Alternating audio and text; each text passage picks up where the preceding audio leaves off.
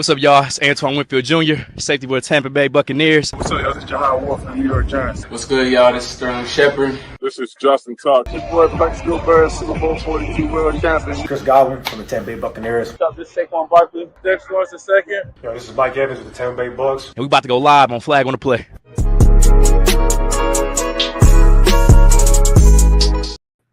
Yo, what's good, y'all? Welcome back to another episode, Flag on the Play.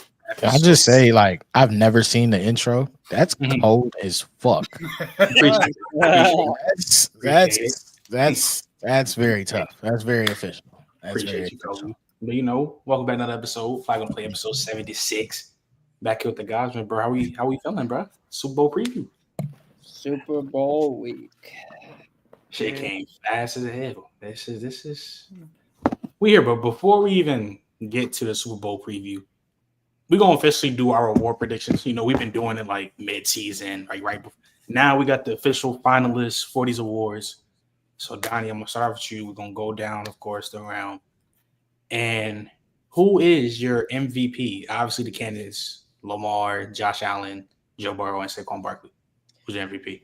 Is it who I think is going to win it, or who I would give it to? Who is your MVP? My MVP. Flip a coin, Josh Allen, Lamar. I don't want to give an answer. If you are ain't no coin flip. If you are forcing me, gun to my head, I'll say Josh Allen.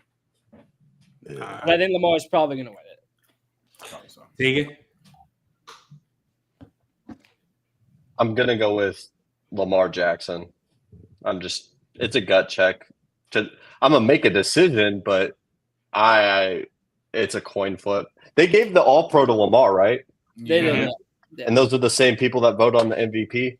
Most of them, like 70% of them. It's crazy that they send an email saying it's about the most valuable player, and it's all about the value to those same people. I think it's going to go to Lamar. I'm going to go with Lamar. Durag. Yeah, I think Lamar is probably not getting it. Now, if there's a Josh Allen gets it while being a second team All Pro, that's going to be hilarious. I'm not going to lie. That would be funny. Mm-hmm. But I'll give it to Josh slightly. I got Lamar. That's too easy for me. Landslide? It's a landslide? I wouldn't call it a landslide. Just my opinion is Lamar. But I mean, I do like what Tegan said. I don't think that this award has ever been about like most valuable player. I just think it's who they believe is the best player in the league. Most valuable player is easily Josh. I mean, we was talking about the Bills being in a damn rebuild earlier in the in the offseason. We was talking about the Bills being in a rebuild or whatever, and Josh Allen takes them to the AFC Championship. I think that's the most valuable player, but that's not how this award is. That's not what this award is. It's the best player. So the best player in the league is obviously Lamar. Trey? Fam, are we serious? Yeah, it's Lamar. You're not thinking Tyson? No. Like, that's the shit that be bothering me about this entire discourse has been silly as hell to me. Like, I'm sorry. I don't know what happened to us as a sports society where we got this bored with watching guys who are just physical, like singular talents.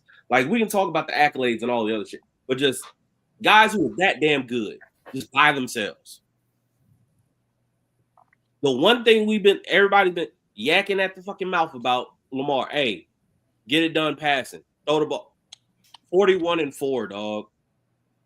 And then he almost ran for a K. Like, what are we doing? Stop it. Like, don't get me wrong. Josh Allen, great season. If there was any other year, he would be MVP. Unfortunately, you live in a reality where Lamar Jackson exists. So, like, yeah, get a man as MVP. What are we doing? And to go back to what Kobe was talking about with the MVP, they don't really think it's the most valuable. I think they kind of like pick and choose when they want to say it's the most valuable. Yeah, for sure. Because like any sport. Like in the 2011 MVP race, you got Aaron Rodgers going 15-1, doing what he did with we only got it because we know the TD interception ratio was crazy. Plus having like a bottom 10 and like bottom 5 defense. I think that would be considered the most valuable. But then you got some seasons where it's like this, where it's like Lamar's just doing stuff we ain't never seen before. But he's not the most valuable. I think the most valuable is Josh Allen. We talking about because I didn't even have the Bills making the playoffs. Even though I didn't realize they scheduled that doo-doo, but they still made the playoffs, and that roster's not that good. And what Josh Allen did is great. So by that, like I said, I think they pick and choose when you want to value MVP. It's kind of tough because I don't even think it's. Which is why I wouldn't be surprised if they do give it to Josh. I still think I'd say like 70% chance it'll be Lamar, but I think there's that outside chance that they do give it to Josh. And I do want to see what happens if they did give it to Josh. Because when was the last time a quarterback didn't win first team All Pro? Steve McNair. That was what 2003. When Cole shared it, co-shared it. If Lamar, honestly, how would you guys react if they code it? Because that shit is borderline racing. No. If they gave the MVP to Allen and Lamar, what are you guys saying? No, it's no. That's disgusting. Well, we say no, but what it's gonna show here, Joshua. It's like here, nigga, damn. Yeah, I hate that. I hate those awards. That's what's gonna feel like. Yeah, that's nasty. See, y'all not gonna do Embiid like that because Embiid was wilding. Yeah, do not do that. Do not do that. Yeah, and they like Embiid have extra case. Y'all was mad about how he went about it. Embiid was 30. He was like 35 and 10. And like come on, bro. Y'all know that Embiid had a case. Don't do that. At that point, just do the Heisman with Ashton Genty and that would be the worst decision in football history. Nah. Dawson, since you here, we're gonna be doing the official award predictions because you know the candidates stuff. But who is your MVP for the NFL? Yeah, Lamar Jackson. Okay, cool. Cool. It's not a robbery if Josh Allen wins. Oh no. No, it's not. Some people up here think it is. I don't think both are very deserving. No, I don't think it's a robbery. I think they're deserving for two different reasons, though. That's why it's so confusing. Yeah, one of them is the best player in the league. The other one is the most valuable to his team. What reason are you going with as to how you're handing out the MVP this year? Because it changed. And then don't even get me started on the offensive player of the year type stuff where it's like that's supposed to be the best player, but we're not supposed to account for QB bias in that because of the MVP. But then that one's a completely different criteria. Shout out to the Triple Crown because he's probably not going to get a single vote for first place. Does anybody think that Saquon Barkley is not Offensive Player of the Year? So we just keep pushing. That's not. I know who. I know who. The question. That's not the question. The question is, does he win it unanimously? That's the he question. should. Because someone's going Chase. Someone's going Chase. Someone's going to go Chase. There's now first, second, and third place votes. So is he going to get every first? That's my question. Was AP unanimously Offensive Player of the Year? I can check. I can check. No, because I think Peyton Manning was crazy. No, it wasn't. Hold on, I'm checking. No, he didn't win it unanimously. Peyton got some votes. Brady got some votes. Calvin got some votes. Aaron got a couple votes. Someone's going to vote Chase because of the Triple Crown. Yeah, that's. I think like one or three people is going to vote for Chase because he got the Triple Crown. Manny would vote him offensive. Where's Manny at? Because he would vote him offensive player of the year. Yeah, I mean, actually, I'll probably push back on the unanimous. I'm not gonna lie. Yeah. It should be a comfortable OPO. Yeah, it's good. Oh, yeah, comfortable. Yes. Yeah. Especially 2K in 16 games. Like, he didn't even have to. He didn't even get the extra game because he. Damn, I want him to break the record. But I'm not gonna lie. In my book, he broke the record, bro. Once.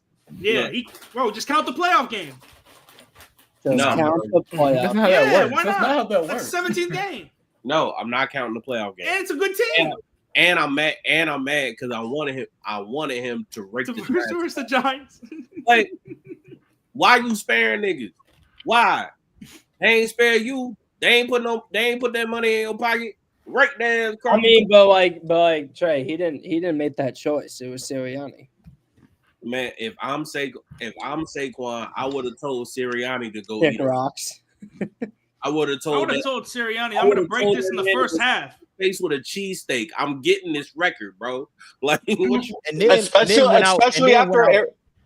went out in the playoff game and held up on another touchdown for another 60 yards. He's crazy as hell. He's the most unselfish dude I ever seen. What you doing? Especially after Eric Dickerson said the things that he did. Yeah, that would have made me. Yo, that would have made me do it even worse. Yeah. So, Dawson, you still here, right? Yeah. We'll Yeah, start take with them you. off the record. Who is your defensive player of the year? Oh, PS2 is my defensive player of the year. Trey? Because the final candidates are, oh wow, Kirby got over Xavier. That's whack. But it's Kirby, PS2. Well, TJ Watt. he did win the Wigan picks. That's why. Oh yeah, he did. I mean, PS2. Who are the candidates? Kirby Joseph, Miles Garrett, TJ Watt, and Patrick Surtain Jr. Miles. Kobe. I'm gonna go PS2. I really like that they have Kirby Joseph in there though, because when that defense went to shit, he still held his own back there. But I'm going PS2 though. Durag. Yeah, it's probably gonna be a PS2. They're probably gonna get the PS2. So, Man, MJ, man, who is your defensive player of the year? I know it's Zach Bond. And it should be Zach Bond. And I've been saying that it is Zach Bond. he's not even a finalist. He's not a finalist. He's not a finalist. He literally is a finalist. He's not. No, he's not. No, he's not. Zach Bond not defensive player of the year. He literally is a bro. He's not a finalist. He literally is. Oh, I looked it up. Wait, is he the fifth finalist? Yes, he is. Stop playing. I looked Yes, it up. he is. He is the fifth. Yeah. I knew there was five. I knew there was five. No, Trent just said four. Trent just gave Trent only gave us 4 names. My fault. No. What it is I just put in the doc the ones that I think actually have a chance, and I just. Yo, that's Look at that. That's crazy. That's crazy. Look at this chat. No, but MJ, I've been a Zach Bond fan since Wisconsin, so don't give me that. I love Zach Bond. Trust me. Hey, I mean, look, I'm not about to act like I knew who Zach Bond was before this year.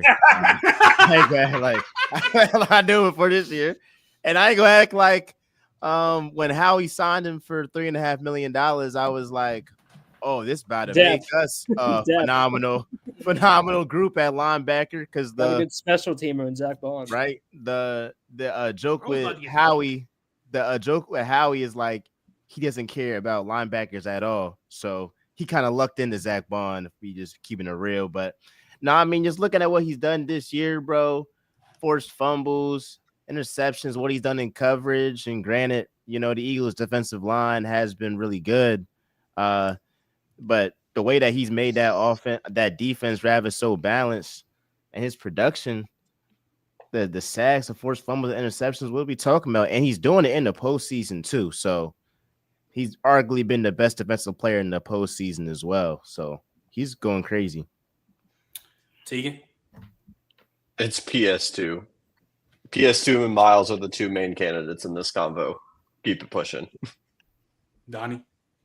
I think people are kind of, and no shade to Surtain. He's had a phenomenal year, but guys, Denver's defensive line led the league in sacks by over 10 total sacks. That pass rush was insane, and it made his life a lot easy. But I still think PS2 is probably going to win it. But me personally, I'm giving it to the guy who just requested the trade. Because I think he's been the best defensive player in the league for the last 3 years, at least 2 or 3, and that's Miles Garrett. But PS2 is probably going to win it. All right, Donnie, back on you. Take your bias out. Who was offensive rookie of the year? There's no bias. We know who should win it, but he won't. Jaden's going to win it. Jaden will win it. I think the voting will be closer. And that's also just because, you know, the second place votes and whatnot, because Brock's going to get all of them. But, yeah, it's Jaden's going to win it. But for me, I'd give it to Brock. Tegan. JD5. Honestly, though, No there's going to be a playoffs. lot. Don't include the playoffs. No playoffs. You know, it doesn't matter. You don't need to include playoffs. Hold on. Well, I remember someone in the group chat saying, "Damn, he's got it locked after this." I'm like, bro, playoffs don't count. I mean, you told me there was 6 quarterbacks who had a better season than JD. I didn't say that. Yes, I had the screenshot. Wait, actually, no, I did say that. Didn't I say that like Didn't I say that in November? No, you said that right before the playoffs, literally a week before. Oh, damn, Donnie. Yeah, I'd have to think about it. MJ, you muted it, by the way. But wait? Was that when you was talking about Brock Bowers over JD? Yeah, bro. Bro, you said that, Joe, like 2 weeks ago, brother. Yeah, I'm not gonna lie, Donnie. I'm not gonna lie, Donnie. You said that, I believe, after when they beat Tampa. No, I didn't say it after Tampa. I said it before. It doesn't matter. Wait, before Tampa? Yeah, I said before the playoffs. I'm pretty sure. Listen, Jaden's gonna win it. Congrats. And We've already had this discussion. We've already had this discussion. You still think Brock should win? Y'all have already given me a headache with this already. No, ask Dave if he still thinks Brock should even win. be a conversation. Yeah, why am I the one only getting shad? I know Dave's on my side. Durant was a bot too. Talking about no, not. We can get to that. We can get to that. BB boo boo. MJ, who's your offensive rookie of the year? Yes, Jaden Daniels. I do think it was a point in the season where you could be like, if you're just talking about strictly the position, and this is really when JD had kind of like those couple of games when he kind of fell off a little bit and Brock Bowers was going crazy, that you could be like, hey, just talking about the position, what Brock Bowers is doing is pretty sensational, but JD 5 end of the year off strong. I got to give it to him, man. Kobe. Yeah, it's Jaden Daniels. It's. I mean, I get why everybody likes Brock Bowers. He did a lot in Vegas, so it probably amounts to a lot more in people's eyes. But it's Jaden Daniels. Dre. Hey. Really? We doing just we know the truth. Go to the next one. It's got to be unanimous across the board. Hey, it should be unanimous. It should be. Hey, shit. And if the people, hey, Donnie, you with me, Donnie? The people's office rookie of the year, you know who it is, bro. What they gonna give it to? They sound like Ashley Genty right now. Shut up. Nah. They didn't deserve it, bro. I tried to tell you the voting would be close, and it was. So. Okay, and I told you he was gonna lose. I don't care about second place. You lost. You told me Trav was gonna run away with it, and shit, that didn't happen. I mean, okay, my bad. He got closer. It should have been unanimous. Moving on. There's no such thing as a unanimous Heisman. You know this. Yeah, it should have been. I mean, but people love. All of a sudden, we got Boise. We got a group of 5 supporters now. Man, boy, what? Hey, we're all the Nick Nash supporters. Because I remember a lot. All right. We're the Randy Moss Heisman supporters, bro. You know what I'm saying? It's just bull. But man, Dawson, bro, who's your offensive rookie of the year? Oh yeah, Jade Daniels is the freaking rookie of the year. Commanders literally had the number 2 pick, and he took them to the NFC Championship, bro. That's because your boy Jared shit the bet. My bad. Okay, my bad. Even if they would have lost to the Lions, he still took them to the playoffs from the number 2 pick. So Dawson, back on you. Tried your best, on you. It's okay. You tried your best. Dawson, back on you. Who is your defensive rookie of the year? You know what? This might be a repeat of last year, where they gave it to the 2 players on the same team. Give me Mike Samerster, defensive rookie of the year. Fake woke. Fake woke. Not fake woke. I'm not fake woke. Michigan bias. Michigan bias. Michigan fan. No, listen. When their corners stepped down, they had to move their nickel corner they drafted in the second round to be their starting corner number 1. And he held his own and played damn good in the playoffs. So I don't get how this is a Michigan bias. Hey, that's cool. Jared Verse for defensive rookie of the year. We keep it pushing. That's cool. That's cool. Mike not even a finalist. He's not even a finalist. He didn't even. That's crazy. He was the third best corner. And why are we talking about playoffs when this is a regular season award? Was he not? He was good in the regular season. He wasn't better than Quinn. Yeah, but your main point was in the playoffs. He wasn't better than Cooper or DeJean. Hey Trent, who's the Dave, hold on. He wasn't in the finals with same Dejean, point. Fisk, Mitchell, Chop, and Verse. He wasn't even the finals. Chop. Oh, man. Chop. Shout out my young nigga Redardo, man. They hold Redardo. Wait, hold on. Say the candidates again. Dejean, Fisk, Mitchell, Chop, and Verse. Yeah, okay. Guys, we know who the hell is gonna win it. So what are we talking about? Kobe, what'd you say? Oh no, I just said okay. Like We know who's gonna win it. Durag, who's your offensive rookie of the year? Oh, y'all told me Dallas Turner was better. Come on, Jay Verse has something to say, to y'all motherfuckers, man. And I'll never forget Kyle Shanahan for Juan Ronaldo Green because he could have been in this damn conversation too. That's Jay Verse. Trey. Chop made a. For me, it's a mix. I'm kind of stuck between Jared Verse and Quinion Mitchell. Damn. That's really the one.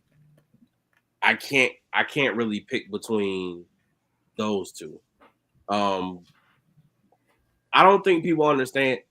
It's really hard to come into the league as a corner and be that good that early. And on top of that, you're not playing in the most simple system. Like this isn't Greg Williams. This isn't one of these old school. Hey, it's Wink Martindale. We playing man coverage every damn play. Like, like that Vic Fangio defense it changes a lot.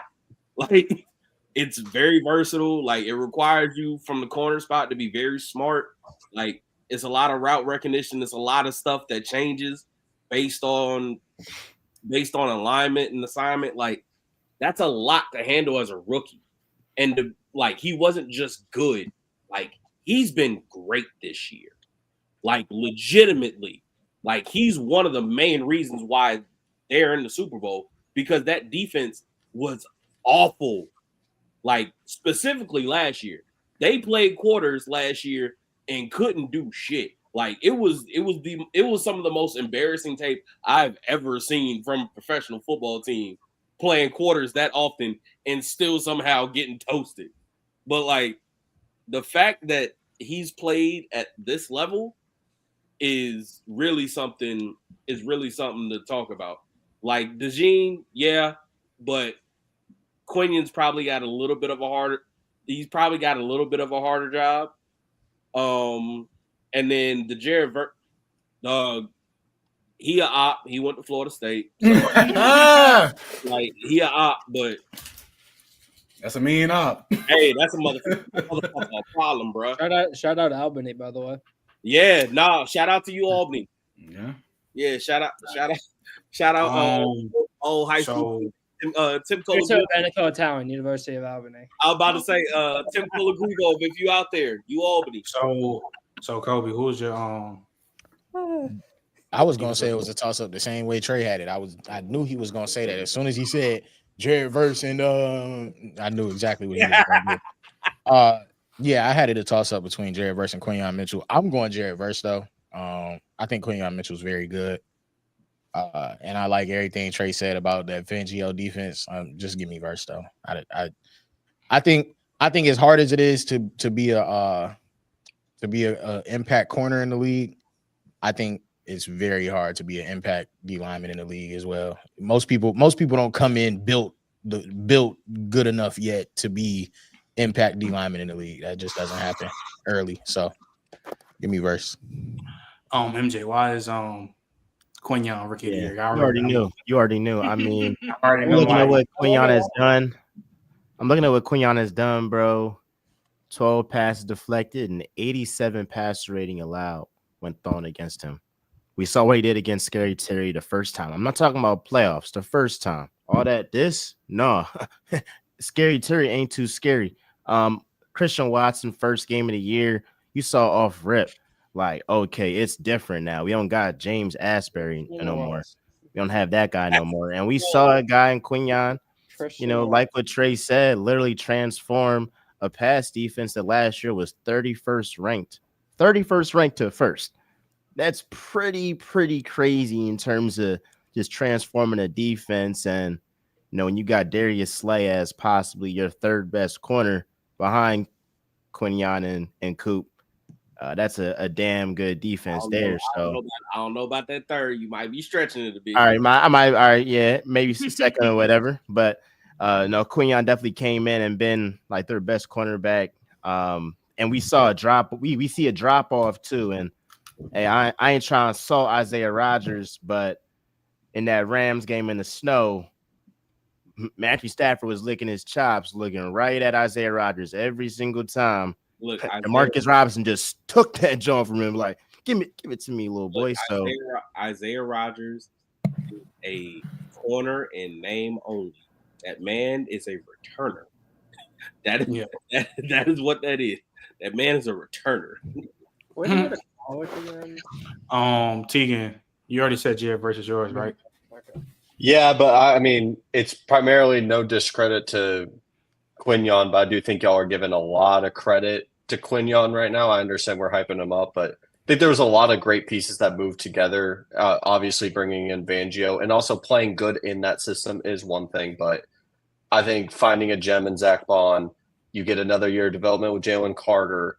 Obviously, you bring in Cooper DeJean. There's a lot of moving pieces to rebuild that defense as quickly as they did. Whereas first, I did not have Verse that high in my NFL draft because I was not a huge guy when it comes to power rushing outside linebackers / defensive linemen. And he blew me away every single time I watched him. He was a pain to play against as a Seahawks fan.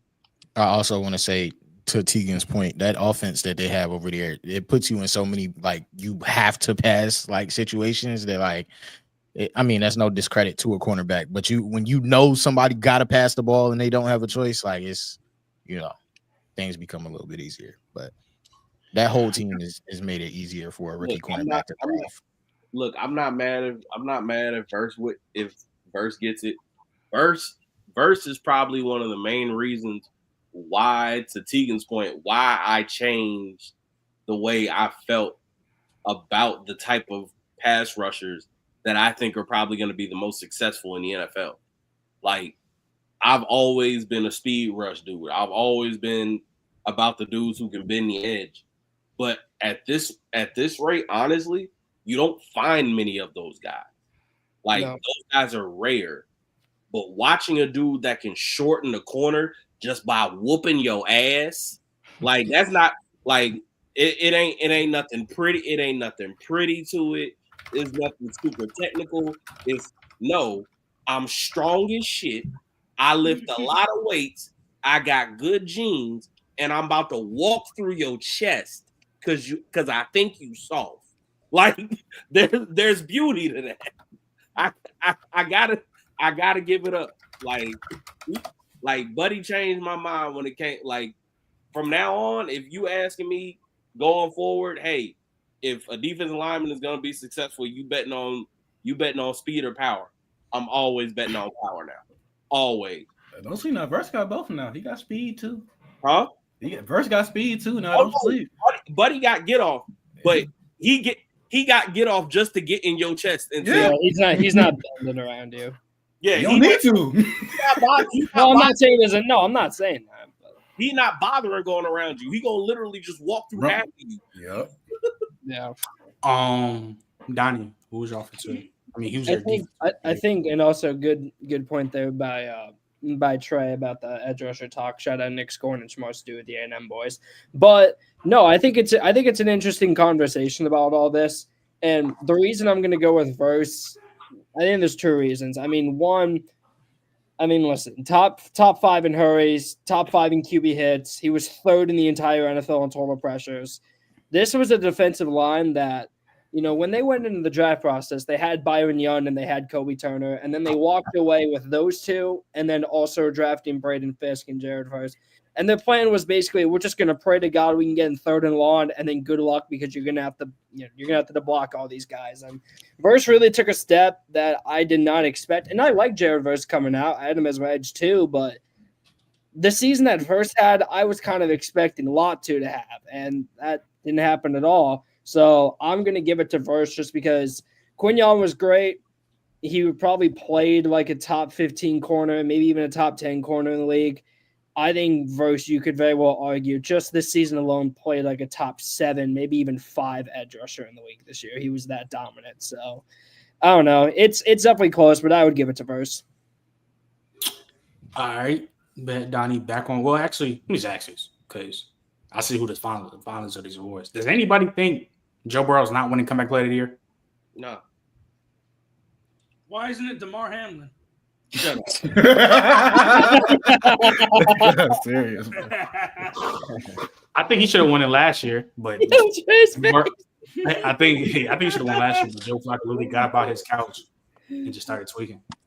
So, yeah, this year it's gonna be Burrow. It's gonna be Joey. Darnold does an outside shot though. Wait, time out. No, Darnold didn't come back from an injury. Darnold didn't come back from an injury, though. That's the new rule. But like Tegan, you sucked the year before, or neither did Gino. No, they added a new rule recently. You had to come back from an injury. Yeah, they clarified. Oh, okay. Well, then they're going to give it to Burrow. Then okay, they're going to give it to Burrow. Yeah, they had. Wait, I just don't get what Sam Darnold came back from. Just being it's either that's what I'm saying. There's two. It got baked into being the most improved. It got baked into being the most improved. It's the two requirements. It's either you've been sucking your whole career, just suck, like Geno Smith before he got one. You know he shouldn't even won that award. It's either you suck or you got hurt. Yeah, that's what it is. Shout out Jets and Panthers. Because Geno should not won that shit in 2022 at all, but it is what it is. So that's crazy. So let me ask you this, Donnie. So in this Coach of the Year race, Nick Sirianni did get a nomination? Did he? I have no idea. Wait, he did it for real? I'm not gonna lie, that's nasty work. He didn't get nominated. That's nasty work. Okay, I got it right here. Dan Campbell, Kevin O'Connor, Sean Payton, Dan Quinn, and Andy Reid. So yeah, no Nick Sirianni. Wow, that's crazy. Wait, Dan Quinn. Why would he get nominated when he ain't gonna win it? I'll read it off again. Dan Campbell, Kevin O'Connor, Sean Payton, Dan Quinn, nomination, bro. I'm not gonna lie. I mean, but like you just said second place don't mean nothing. I'm not mad at you. I'm right. It don't matter. But nominations even worse. But I'm also not mad at none of the candidates. I'm not mad at it. This is a great coaching year. Like, who does Sirianni deserve to go over out of that list? It's a great coaching year. If it was to be one, I feel like it would be Sean Payton. But even no, Sean, no way. No, bro. No. I said if he deserves to go over one of them, it would be him. No. Over who? Then who? Nobody. No, let MJ answer this. Let MJ answer this. No. Let MJ answer this. Let MJ answer this one. Sonny, if it has to be somebody, then he said Dan Campbell. Maybe Dan Quinn. Yeah, maybe Dan Quinn. Hell no! Hell no! Wait, who's the nominees again, bro? Sean Payton. Sean. Yeah, hold on. Dan Campbell, Kevin O'Connell, Sean Payton, Dan Quinn, Andy Reid. It would be Sean. Yeah, he's not getting over them. Yeah. It was a great coaching year. Like, he's not. Cause Harbaugh didn't get mentioned. I think Harbaugh. Yeah, even Jim Harbaugh. Like, no, Sirianni did over Harbaugh. No, I'm saying those are names. Shit, man. No one had the charges. I don't know about that one. It's hard, you know what's crazy? The Bills coach just. The Chargers win total was 7.5. McDermott could be in that conversation now. You can't be mad at it. It was a great coaching year for the NFL. Like, it was a lot of good coaches. If Sean Payton is in the convo, I think even though what's his name, McDermott should have been in it. Yeah, because no one definitely rose over expectations. Yeah. Shout out Joe Brady. Is it not crazy though that Andy Reid was never a serious coach? And he should have been. If they would have won undefeated, it should have been clear cut his. I feel like he should have been the coach of the year this year. You talking about Rashee Rice after the season, Pacheco out, they bring Kareem Hunt off the couch. You talk about Kareem Hunt was texting Andy Reid, hey, I'm open. Hey, I've been working. He brings him in. The offensive line was messed up. He moves a guard to left tackle. I mean, all he does is win. So people talk about voter fatigue, all this stuff. The real voter fatigue, because that was a whole discussion with the MVP. No, the real voter fatigue is with that man Andy Reid, bro. That's ridiculous. 15-2. In the last game, they didn't even play everybody. one game. Yeah. He's lost one game. Yeah. Who was it on? Tegan? Who's your coach Coach of of the the year? year? Yeah, who's your coach of the year? Oh, hey, wait, hold on. I didn't say. Oh, yeah, my fault. Oh, yeah, Donnie. Yeah, who's your coach of the year? I think it's gonna be Kevin O'Connell. Tegan? Yeah, I second that. I'm not mad about that. It's just such I just thought about it. Time out. My fault for cutting you off. Yeah, I'm not gonna lie. Tomlin should have been in no matter what. I don't care. You can smack your lips all you want. You're not about to tell me Tomlin shouldn't be a nominee. Over who? Over who? Over who though? Over who? What you mean? I'm not going to collapse. He can be over Sean Payton. No. Why not? Mother had the Broncos Trent. and Travis Hunter conversation. This is why, Come Trent. on, This man. is why. The win total was 4.5, and they made the playoffs. That's why. What was the Steelers win total? Higher than Denver's. Come on, bro. Look, Bro, it's the same. Yeah, shit. Denver was supposed to be It's really not, bad. dude. Denver It is. No, Trent, none of y'all thought the Denver, Steelers should. Trent, Denver None of was y'all more thought the Steelers likely. gonna make the playoffs. Denver Just was like I more. agree. Denver was more likely preseason to get the first pick than make the playoffs. That's how bad people thought of them. And the then only they- reason why they the Steelers didn't have that win total, it's just who Mike Tomlin is because they don't lose. This team is a top 5 pick. This team is garbage. This team is not a good team. That team is trash. Can I not The team say sucks, just like the Broncos. The team sucks. Literally garbage. You're not going to say they don't suck. And they win every year because of Mike Tomlin. I'm lying? But we're talking in the vacuum of this year. Just this year, not Even every this year. Y'all 'Cause I'm- all You're lying. It's just I relative. just to other agree fans. with Dave that the coaching this year, like, damn, there could It have was been good. 10. There could have been 10 dudes on the list. Someone can make it. Yeah, someone can't make the list. look. Yeah, all that's the I'm deal. gonna say is this: I get Getting why. 10 wins with this Steelers team? Bro, oh, great. And with the Broncos. Yeah, 10 10 with with the the Broncos is Broncos. crazy, and I was hating on Sean Payton. Chill out. Look. I get that. Y'all are right. This is stiff competition this year for Coach of the Year. My only pushback for the folks that say, "Oh, well, there's no argument for Tomlin possibly being over Sean Payton." My only pushback is that he took Sean Payton's latest scraps and got to the playoffs with it. Hey, if that, just saying. I'm not saying he definitively needs to be over, but I mean, there is an argument That he got rid of and made it to the playoffs with him. And Justin Fields, who we all know is both top. Okay, I'll hear you on that, but also I do think it was oil and water in terms of play style between those two quarterbacks. Absolutely. Nick, come That's on. fine. So I'm just the reason I'm saying that is it's not just like, oh, he got rid of him because he was just that bad.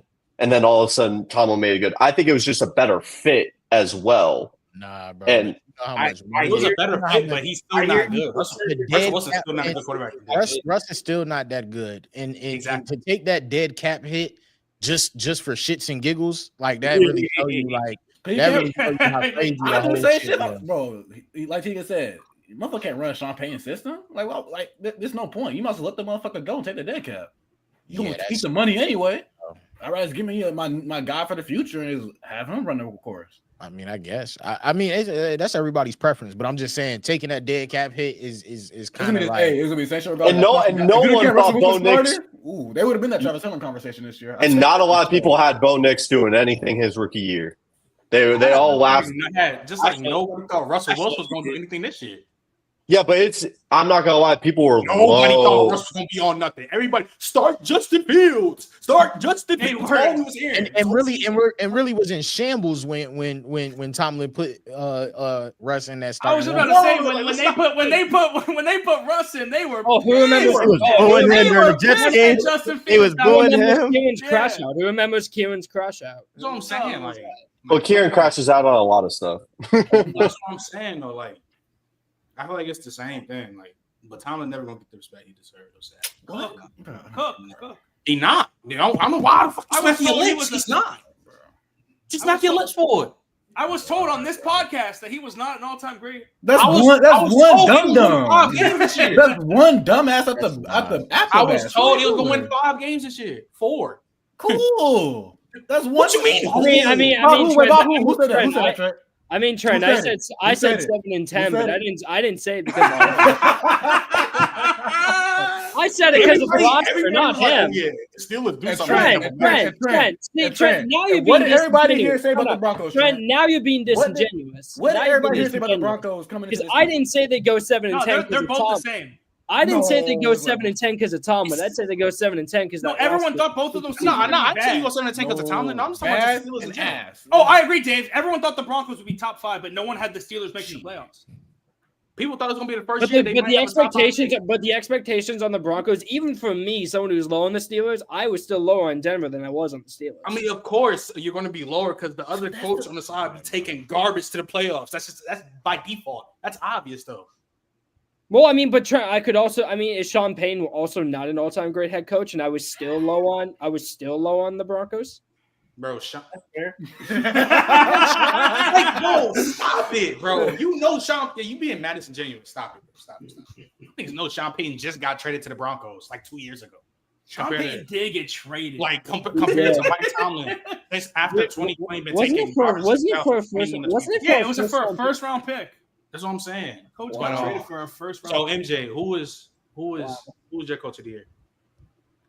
I completely forgot about that. I gotta give it to Dan Quinn. He's done. Okay. I feel like Kevin O'Connell. Like, now I'll say this. Maybe like just how both teams did in the playoffs too is kind of influencing it a little bit. And I know it's a regular season award, but like, bro, I think Kevin O'Connell, he did a great job, but like there's weapons in Minnesota. Like, I get they win total, like it was low, but same was the Commanders, and they had the number 2 overall pick. And so I feel like what they did, that defense isn't good. It isn't good. And Dan Quinn transformed that defense. And so to get them from being having the 2nd overall pick in the draft to the NFC Championship, or if you can scratch the playoffs, just say got them from 2nd overall pick to 12 wins, I got to give it to Dan Quinn. He definitely earned my respect because I didn't think much of him going to the Commanders, and he changed life there. So I get Dan Quinn. Kobe? Yeah, I'm going Dan Quinn. As a Cowboys fan, bro, that was I didn't know what to expect. I had a lot of hate in my heart because he obviously went to the bum enders, so I had a lot of hate in my heart anyway. But yeah, I mean, to completely transform an organization and to leave my Cowboys in the dust as the last team in the NFC that hasn't been to an NFC chip in 30 years or something like that. Y'all lame as hell, boy. Okay. I'm sorry. Sorry, the Houston in me couldn't help. Anyways, yeah, it's Dan Quinn for me. Andy Reid is voter fatigue. Andy Reid should win. Like what Miles said earlier was right. Andy Reid should win, but Dan Quinn is just, I had a lot of hate in my heart, and he did what he was supposed to do. And they're gonna be around for a very long time. He had a lot of help there. He had a lot of help in doing so, but to transform that culture, he did what he was supposed to do. Trey?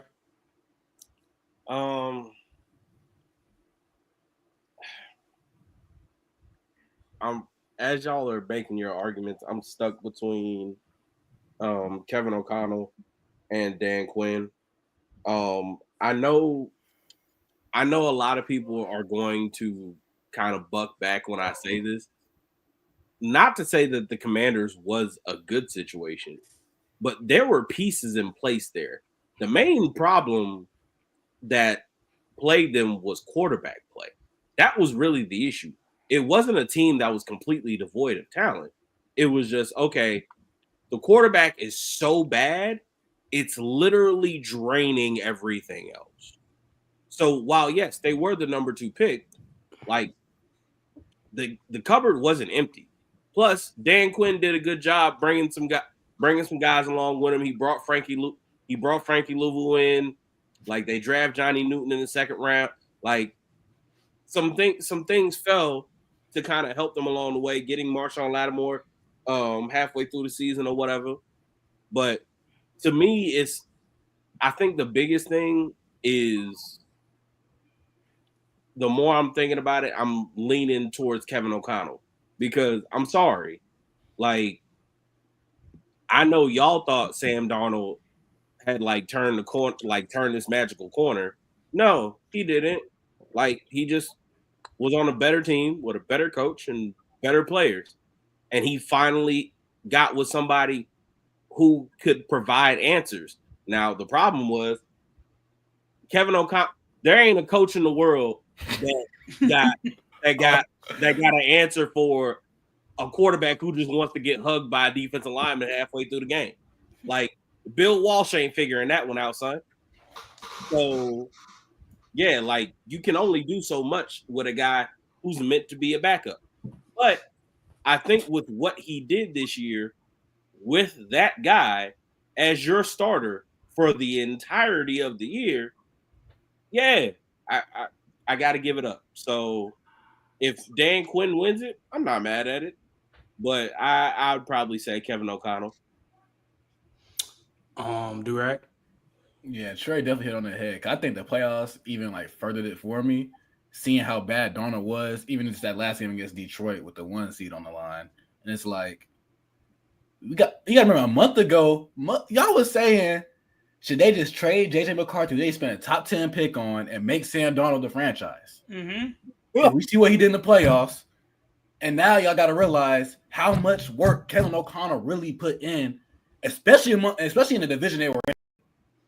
A division with the Lions, the Packers, the Bears that Trent was hyping up all offseason. And with that tough schedule, with the gauntlet of the NFC North, and one of probably the toughest division in football this season, Kevin O'Connell went and got them 14 wins with Sam Darnold at the helm. I gotta get to Kevin O'Connell, man. Dawson? Yeah, I agree. I'm with Kevin O'Connell. They had a ton of injuries preseason. And Sam Darnold, I still don't think he's very good. And they won 14. Yeah, and they won 14-3. So yeah, I'm gonna give Kevin O'Connell. But I think all those guys are deserving for sure. Damn good, yeah. Yeah. This is a very good pool. Yeah, this is no runaway award. Like, not this at is all. Gonna be, no. This is gonna be a close voting.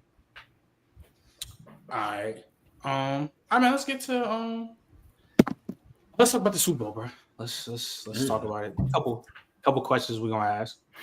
Start with you, Dawson. Which quarterback do you think is more under pressure, Jalen Hurts or Patrick Mahomes?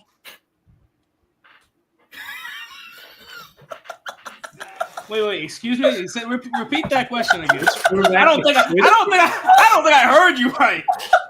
Repeat that question. Mm-hmm. Which quarterback is under more pressure, Jalen Hurts or Patrick Mahomes? Get your mouth bro. That quarterback who literally gets just shitted on for breathing. I mean, Jalen Hurts, duh. I mean, Patrick Mahomes already got 3 rings. He's already he's already a top 5 quarterback, top 2 quarterback to me of all time. I mean, if Jalen Hurts goes out and wins a championship this year, what can anyone even say? Like, unless you're gonna have Mookie say, "Oh, he doesn't get credit for that either." I mean, I don't know. He would say that though. Yeah, he would, but he already did.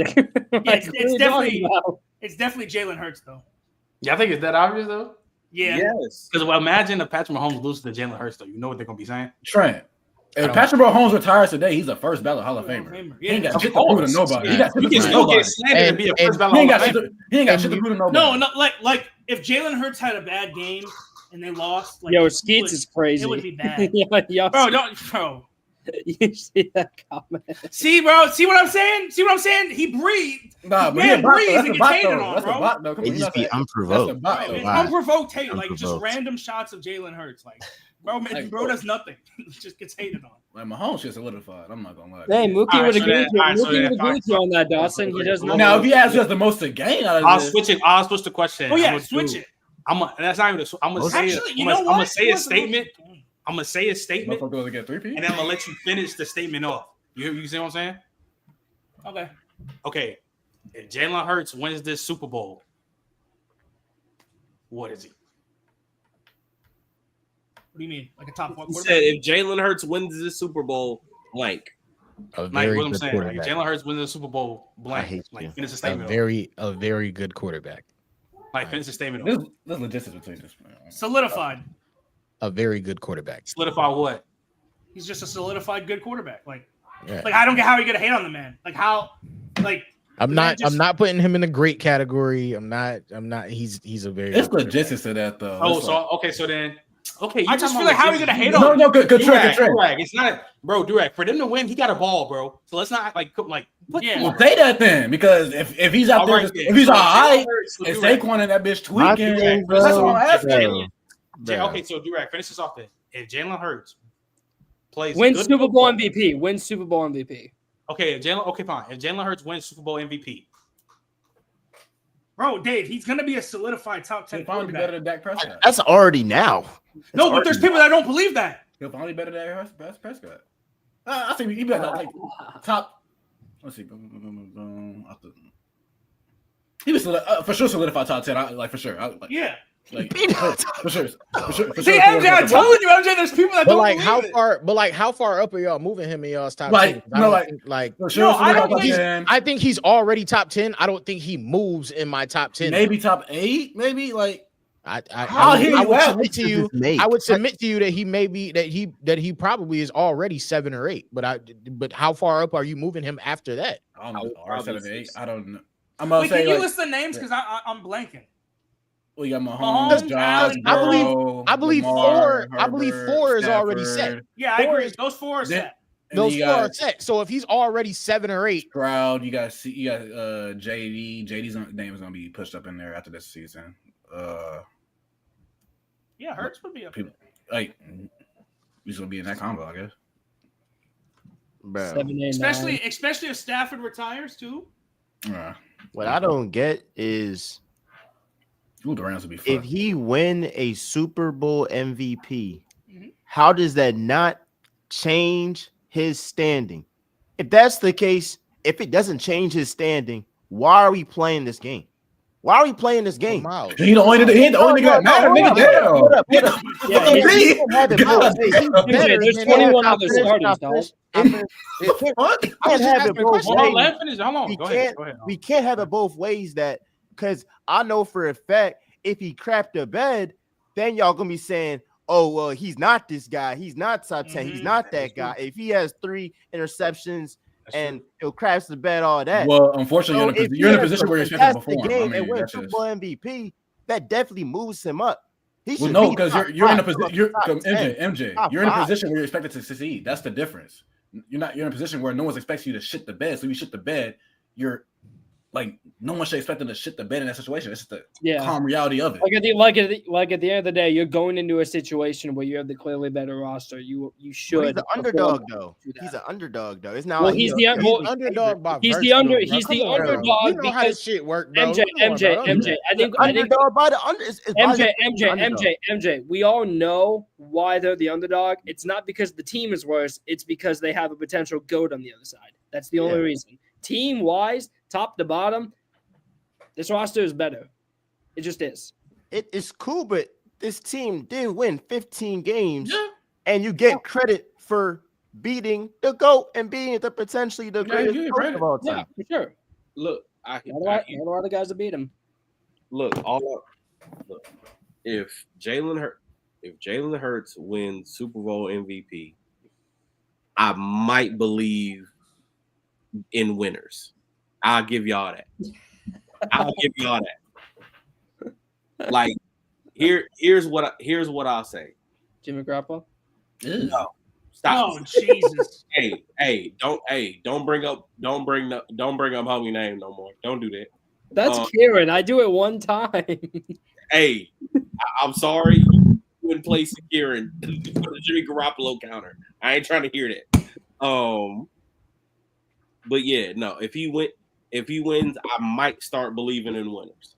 No, because Eats. God damn, you a bot. Yo, I can't stand that man ski. I swear I can't. Oh my god! This is my thing, right?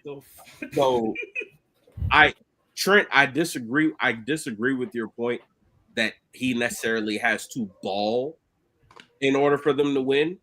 I disagree with that. I do. I think he has to play to a certain level. Like, he obviously can't crap the bed, but I'd be lying if I looked at this matchup and said, oh, yeah, he's going to have to play the way he did in that last Super Bowl in order for them to have a chance to win this game. Truthfully, the one who has to tweak out is Saquon. Like, he has to. Now, if he don't, then Jalen Hurts, it's on your shoulders. But the reality is nobody's looking at Jalen Hurts off rip and saying, yeah, you got to lead them to the promised land. Like, you might be the one driving the bus. Like, you the one who getting everybody organized. You might be maestro, but the Hellcat, the Hemi in that engine, it's got a big ass 2.6 on it. It's a 2.6 liter, dog. Like, hey, like, I don't know what else to tell you. The Hellcat engine got a 2.6 liter engine in it, man. Like, that's what it is. So, like, I get what y'all are saying. If he has an extraordinary performance and he goes out there and plays out of his mind again and doesn't fumble the ball and ends up playing a perfect game, cool. We might have to have some extra conversations. But outside of that, I'm not really looking at this as a referendum on Jalen Hurts. Like, that's not what I'm not doing that with him. I don't think that's fair to him, truthfully.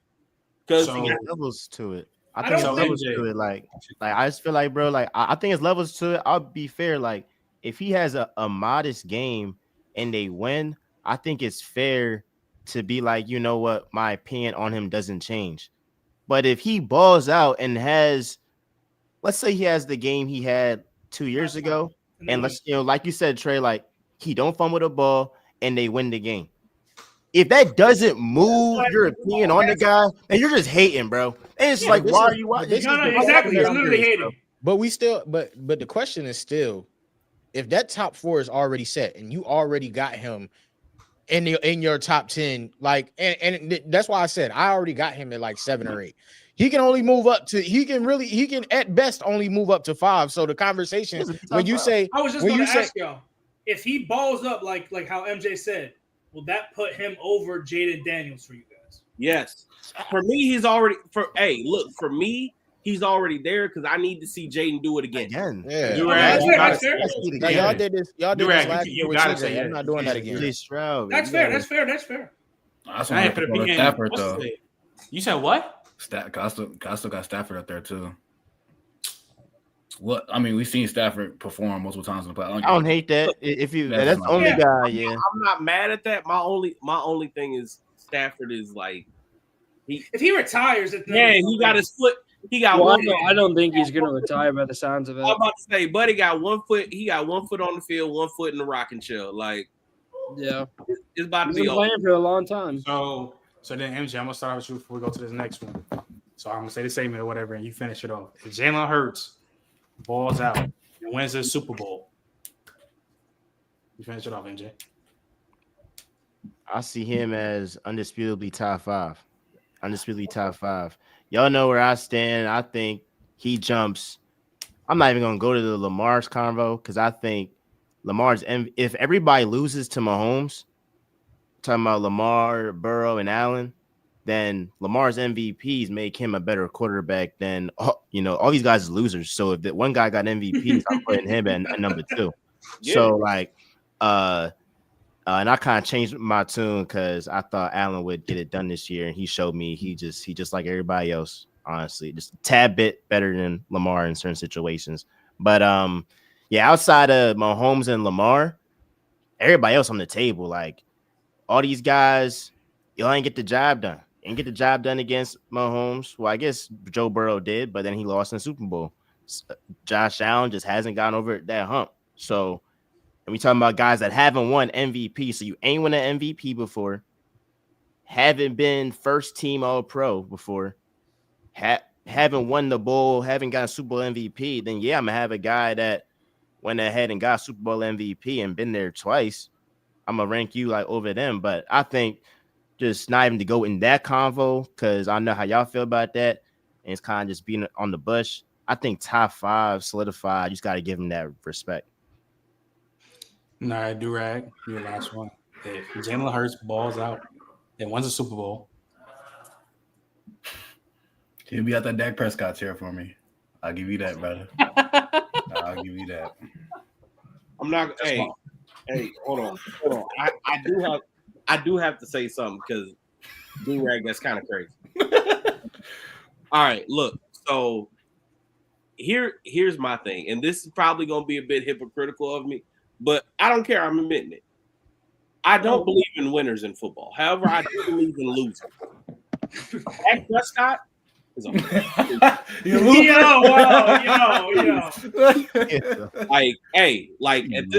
Like at this point, no. We've seen this man have a defense.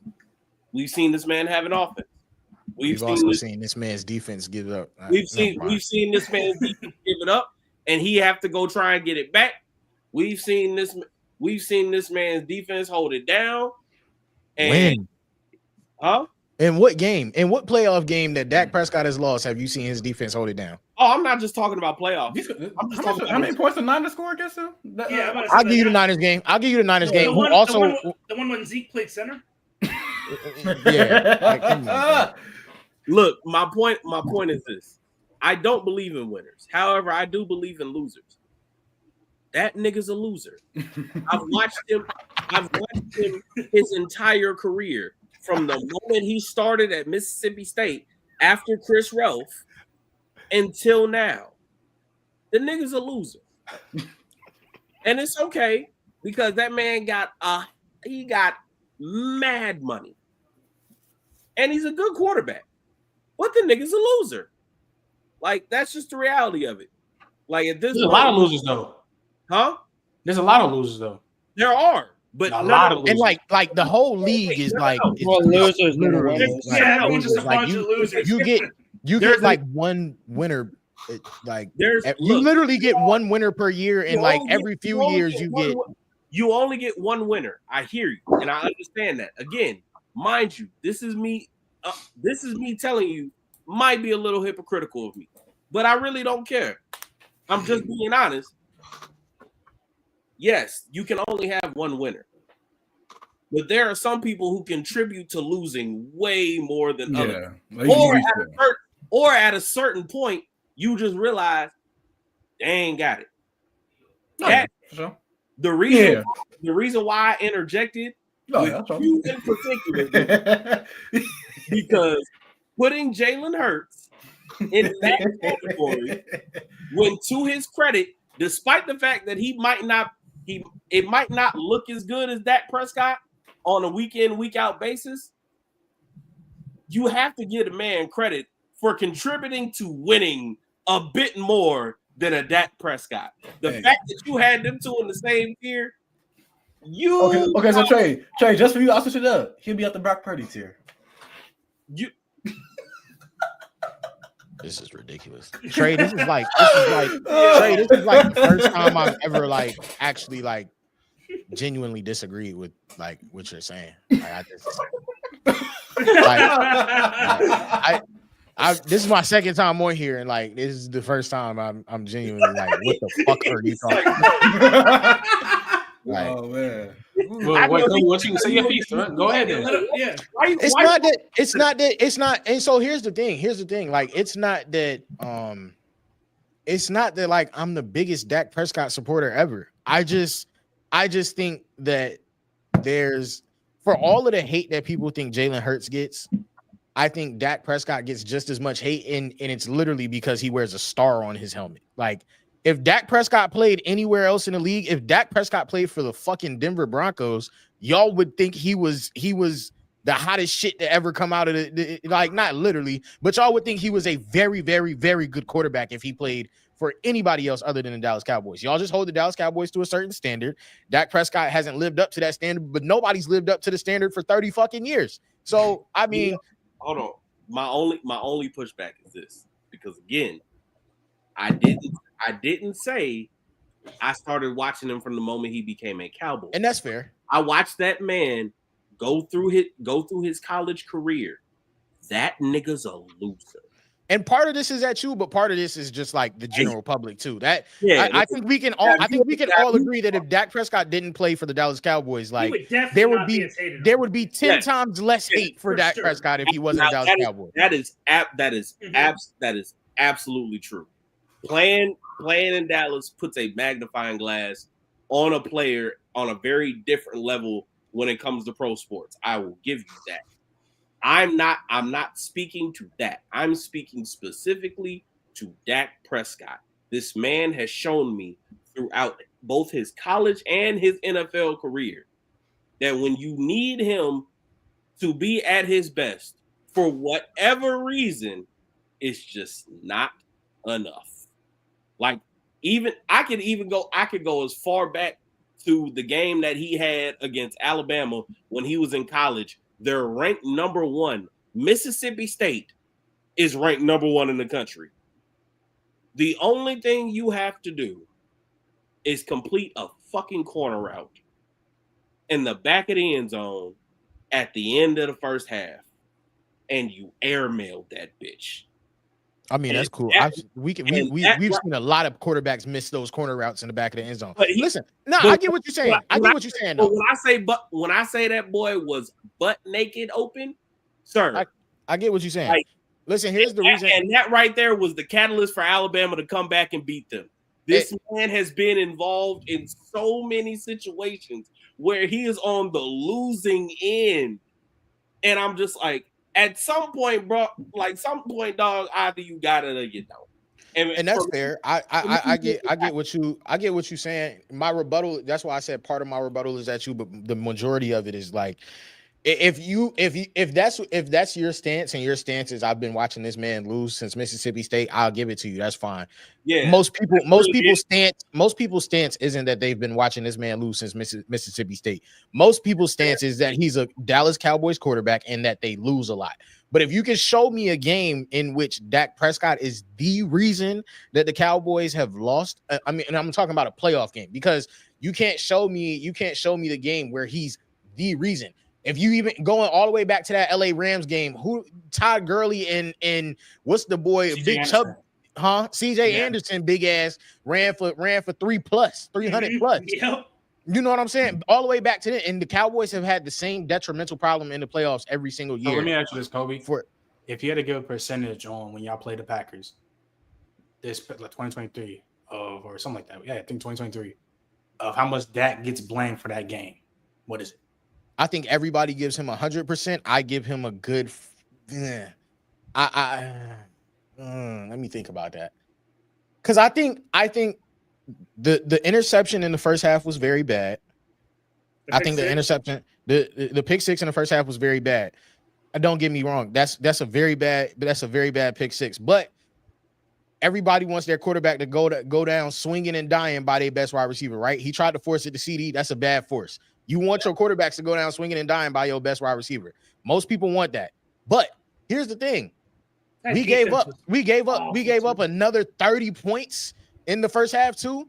Like if the Eagles gave up 30 points in the first half, do y'all think Jalen Hurts is still winning that game? I sure as hell don't. I don't think many quarterbacks would win a game in which their defense gives up 30 points in the first half. So that's why, like, I'm saying Dak Prescott gets some of the blame for that game, but that defense was awful. Dan Quinn was 1 foot out the door. He was ready to get on the elevator and get to DC already in that game.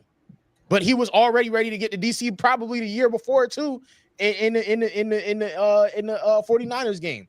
it's been a reoccurring theme that these defenses, we have a top 5 defense all year, and then they shit the bed in the playoffs.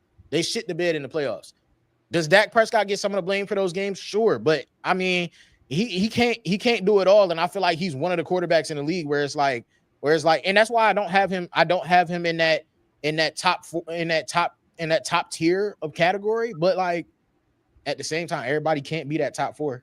It's okay to not be that top 4, but he's not the bottom half either. No. He's not bottom half. He gets dealt a bad hand sometimes, bro.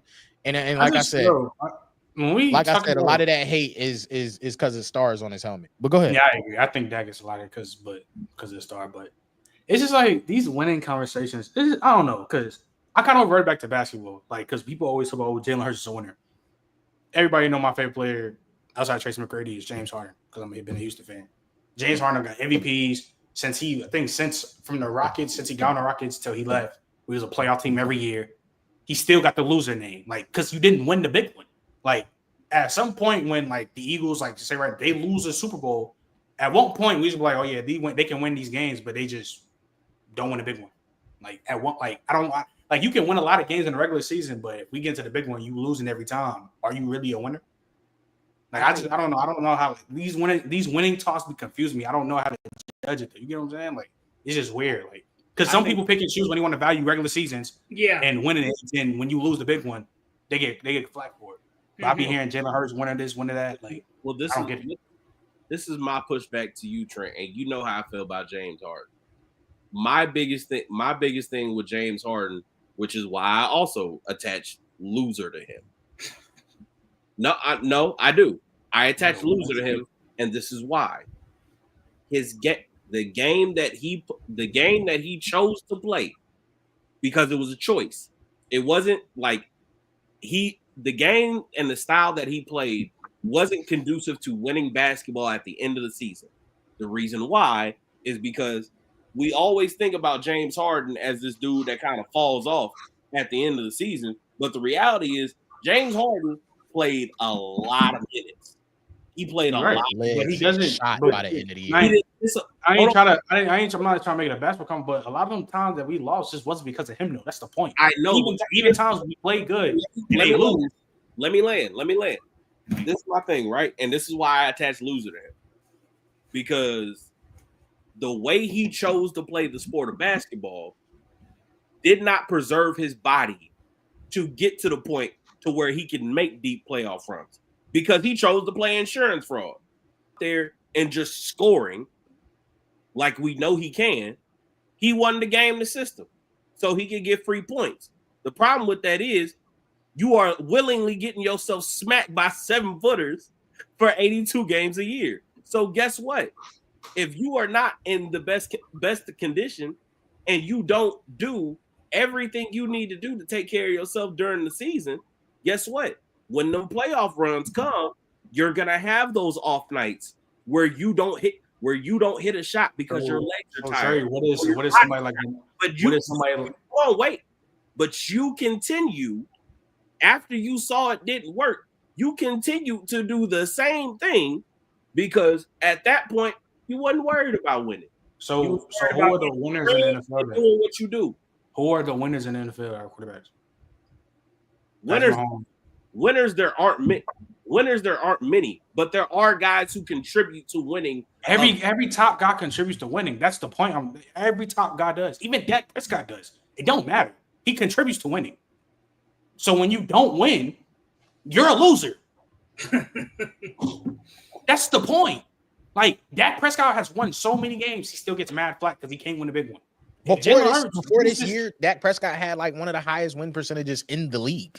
Exactly. Before this season, he gets the losing category. Jalen Hurts, but they about to win all these games. It's definitely they're probably going to lose. They're probably going to lose. Nobody's going to say nobody's going to call him a loser because he wins a lot of games. But you can't win the big one. It's definitely playoffs, Trent, because no one calls Aaron Rodgers a winner and he has a Super Bowl. Yeah, that's what I'm saying. If you're not winning, you losing at some point. You're a loser. I was about to say, shoot, you brought up Aaron Rodgers.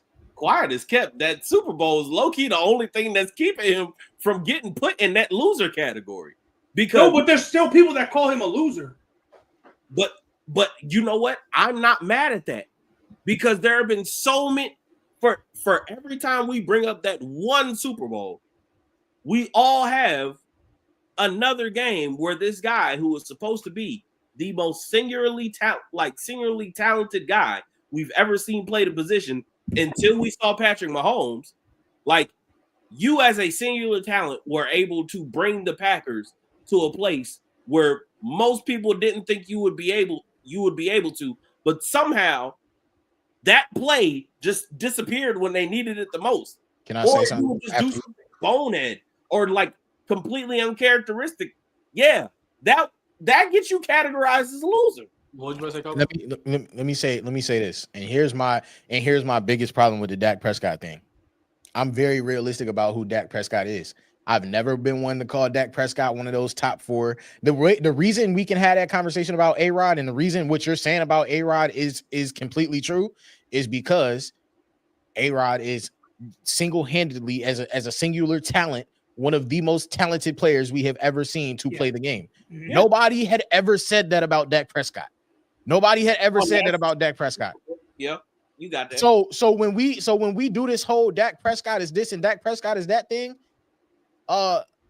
if he needs some help, he needs some help. I'm not finna sit here and I'm not putting him in these top categories. So if he needs some help, he needs some fucking help. And if his defense sells him, and that's just what it is at the end of the day. But the conversation about Dak Prescott has never been to put him in that top four. The conversation is really other than outside of that great year that he had last year, nobody was even really putting him in that top 6-5 category. So when we do this whole Dak Prescott is a loser and all of this whole rigmarole, I'm just like, bro, like, for what? And that's not just you. That's not just you, Trey. This would be my response to anybody, and it would literally be for what? Because my first question to everybody when they say these things is well, where do you have Dak Prescott ranked?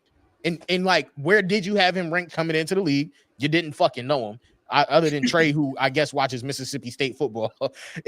Like nobody, real knowledge, man. Nobody. Yeah, I was about to say, like other than Trey, who watches Mississippi State football, I guess nobody knew who he was. Everybody just got really excited after that great rookie year that he had, and then everybody wanted to make him something that it was never supposed to be. And now it's like, now we put him in these conversations where it's like, yeah, he's a loser and this, that, and the third. Everybody's a fucking loser, bro. We got Patrick Mahomes. Let me make this point real quick. There are 4 active quarterbacks that have won Super Bowls, and only one of them gets called a winner. It's Patrick Mahomes.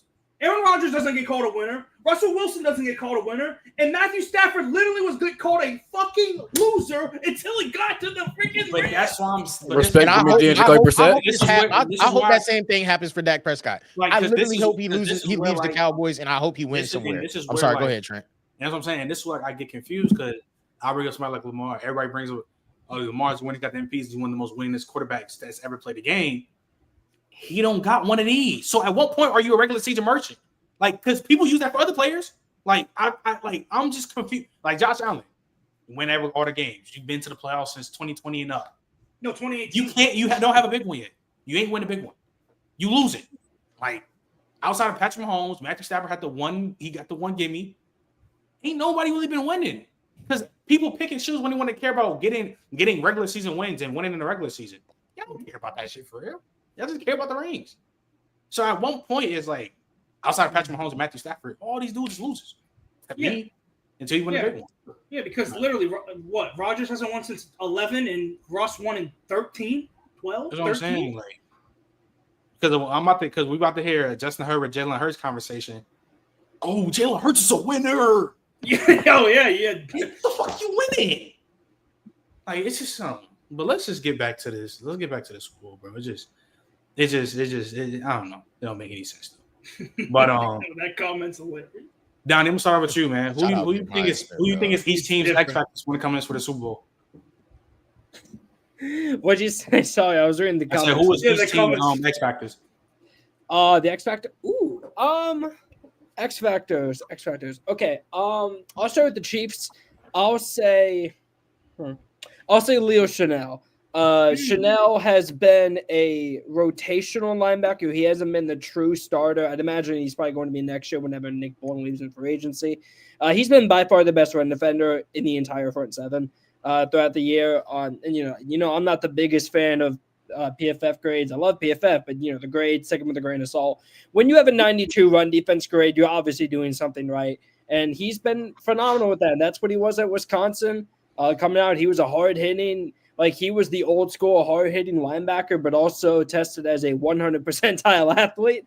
So, it's what he is, man. And I think he could play a big part in that. I expect him to have more snaps than usual this game, especially if, the Eagles decide to run the ball. For the Eagles side, I'm stuck between two.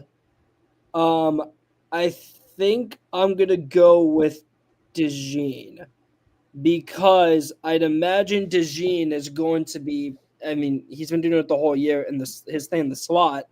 And Worthy's been a bit in and out of the slot. He's been, throughout the playoffs, I think it's dead even 50-50 lining out wide in the slot. And then Travis is always going to be in the slot as well. So he's going to have a lot of responsibility guarding the two guys who have been the biggest, threats to Mahomes in the playoffs this year because both of them lead the Chiefs in targets throughout the playoffs. So I think if DeJean does his job, I think he can do, I think the Eagles defense will not be fine, but at least, they'll have something there. But yeah, so I'll say for the Chiefs, Leo Chanel. For the Eagles, I'll say Cooper DeJean.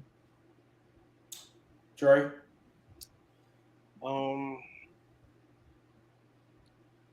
I'll say for the Eagles, it'll be Jalen Carter.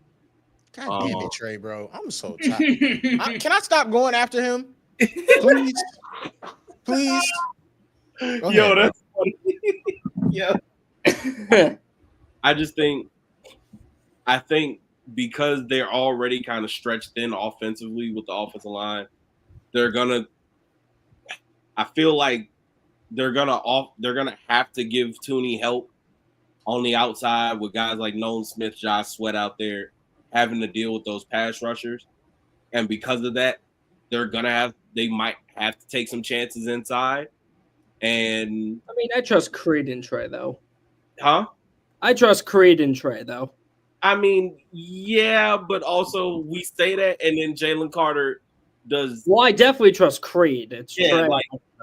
like Jalen Carter does Jalen Carter things, so. I would say him, for that side, and for the Chiefs, honestly, I would say Isaiah Pacheco. As weird as that sounds, it's always these games where they start that okay, the offense isn't going exactly the way we want it to, and then Andy Reid's like, oh crap, I forgot, run the ball, and here come Knuckles, just he's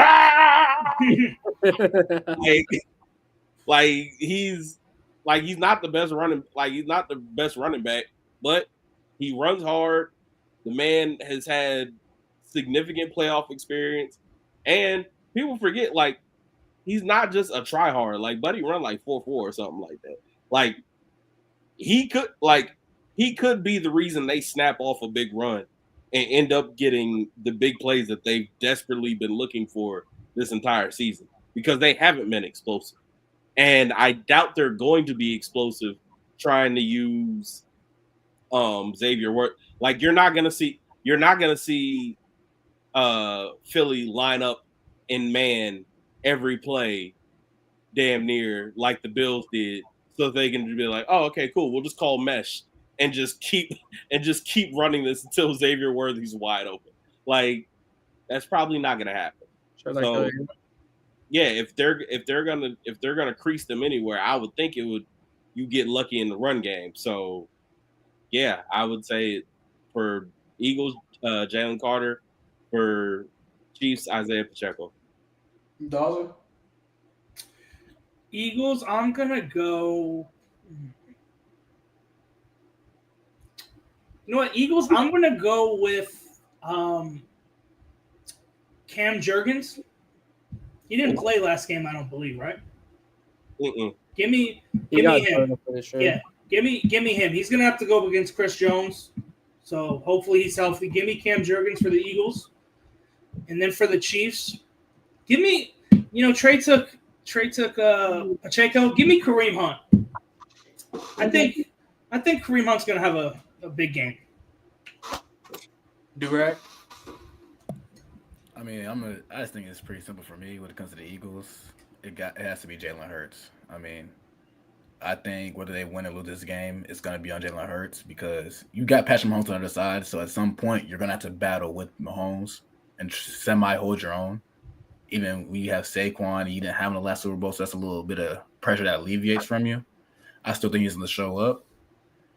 On the other side, I mean, Chris Jones, I mean, every playoff run this team has had, Chris Jones has always made the play that's been necessary. And I think that's going to be the X factor, especially against someone like Hurts, where Chris Jones gets into his face and Jalen Hurts sees that pressure. That could lead to turnover where he plays. And I think that's always been a reason on why the Chiefs are back-to-back champions 3 times in 5 years. Is because Chris Jones has made the play when it's been necessary. Kobe. I think this is like very simple. Is this Travis Kelce's last one? We don't know, but he sure as hell gonna have to show up. It should be. It should be. It should be. He should show up, play the best game ever. Retire. Win. You gotta win. You gotta win first. Win, retire, go meditate. Win, retire, and go do whatever he do with Taylor Swift and just sit in the press boxes at her concerts for all I care. I don't know. I'm gonna just say this, and then I'm gonna let you get back to it. I need Buddy to retire just because I've watched him for way too long. Like it hurt my soul to watch him drop step and turn up field because it's every time I see it now, I just hear old Baton Rouge jigging music in the back of my head, and we got me moving in slow motion. Like, boy, that shit. Boy, all the gas is gone out there. Your tank on E, dog. Go home. No, his tank is definitely on E, but I think this is very simple. If he has one more good one left in him, they win. And he gets to go home and he gets to do whatever the hell it is he want to do after this. Antoine just said they when he retired, put a baby in her at this point. Like, like that's exactly what it needs to be, bro. That's for bro. It's like 36, yeah. Bro, for the Chiefs to win, that's exactly what it needs to be. It needs to for them to three-peat, for them to win and three-peat, it needs to be what it's always been. Everybody else gonna have to show up and do their job. Just do your job. Just do your job. We know Pacheco good for a couple 10+ yard runs. I want to know what his line is on FanDuel. I'm sure it's something like 12. I'm taking it for longest rush. His rush is probably something like 12 or 13 or something like that. I'm taking it. You run hard. But yeah, Travis Kelce, bro. It has to be him. It has to be the guys that came in and started this thing. It has to be the ones that's gonna walk away from it. So give me Travis, and then on the other end, if it's gonna be if I got Travis Kelce for the Chiefs, which means Patrick Mahomes has to have one of his vintage games. For the Eagles, it has to be Jalen Carter, because I believe if he's a disruptive force, I don't know if everybody remember how uncomfortable he looked, and I don't know. This is how I know the conversations get crazy. Like we was talking about, Patrick Mahomes had the greatest incompletions ever that year against the Bucks. But like, do y'all remember how? But genuinely, do y'all remember how uncomfortable he looked in that game when he was forced outside of the pocket and all of that? But it has to be Jalen Carter. It has to be Jalen Carter. So give me Travis Kelce on the Chiefs side. Give me Jalen Carter on the Eagles side. If he can make Patrick Mahomes uncomfortable, because I do think that they'll be in a lot of pass first situations where they have to pass. Yeah, if Jalen Carter can be disruptive, this could get ugly. Nolan Smith is also another. Ain't he hurt? Nolan So, Smith Kobe, hurt. I'm gonna start back with you. Which offense do you trust more? Ooh. You asking me? Yeah, it's on you. Which one? That's a good question. I'm a betting man, bro. I just don't like to go against. I just don't like to. Hey, Trey, what you said? You said you don't believe in winners, but there probably is one winner, and if it's Patrick Mahomes. Like I just until proven otherwise, I'm never gonna say if Patrick Mahomes is in the conversation, I'm never going against him. And if for the sake of this conversation, Patrick Mahomes is in it. If we talking about what offense I trust more. So give me Patrick Mahomes, bro, because it's just I don't have no good reason to say anything other than Patrick Mahomes. Like, so yeah, just give me Pat, bro. I don't bet against the black magician no more. Yeah, like it don't make sense, bro. It don't make sense. Do-rag? Well, you said there's definitely a reason. His name is Kellen Moore. Give me faith in Andy Reid. Give me faith in Patrick Mahomes. I mean, we've seen him do it 3 times, 2 years in a row. I mean, why should I just think otherwise at this point? I mean, Eagles might have a more loaded roster offensively wise, but it's like it's the GOAT. So, Dawson, literally everything, run game, like everything tells me go Eagles, but Patrick Mahomes and Andy Reid is not letting me do that. So give me like the weapons. I think the Eagles have better weapons, but no, I'll just give me the Chiefs because of those two. Trey. Didn't you just hear me? I said I don't. Look, at this point, to what Dawson said, everything in my logical brain is telling me pick the Eagles. Yep. They got a quarterback they can run. They got Saquon Barkley. They got a great offensive line. They got multiple receivers. They got a tight end that's actually worth the shit. They got like everything. Everything here says Eagles. The problem is, to Do-Rag's point, one, the motherfucker calling plays that I done told y'all about that bastard. y'all look, motherfuckers looked at me crazy when I said it originally, but I've been proven right in 2 different spots. That man called plays like he's a 12-year-old just playing Madden. He got all the fire shit in that custom playbook, but it ain't no rhyme or reason. One play is I formation and he running power. The next play it's a jet sweep. The next play after that, this man has gone empty and he's running a stick and nod. It's like he puts every type of personnel and formation just in a bag, shakes it up, and then just takes it out of the bag. And whenever he draws, that's what he's running. Hey Trey, hey, you know he about to get that new job in New Orleans. He about to get fancy with it this week. Oh, yo, he's gonna get way too fancy. Yeah, exactly. Madden coach suggestions. This man don't set up. He don't set up nothing. And it's crazy because you got all of the pieces to do so. I could put look, we could all sit here and put a game plan together, a cohesive one that would probably beat a lot of people over the head with this roster that this man has. But he has shown us time and time again that he is not going to do that.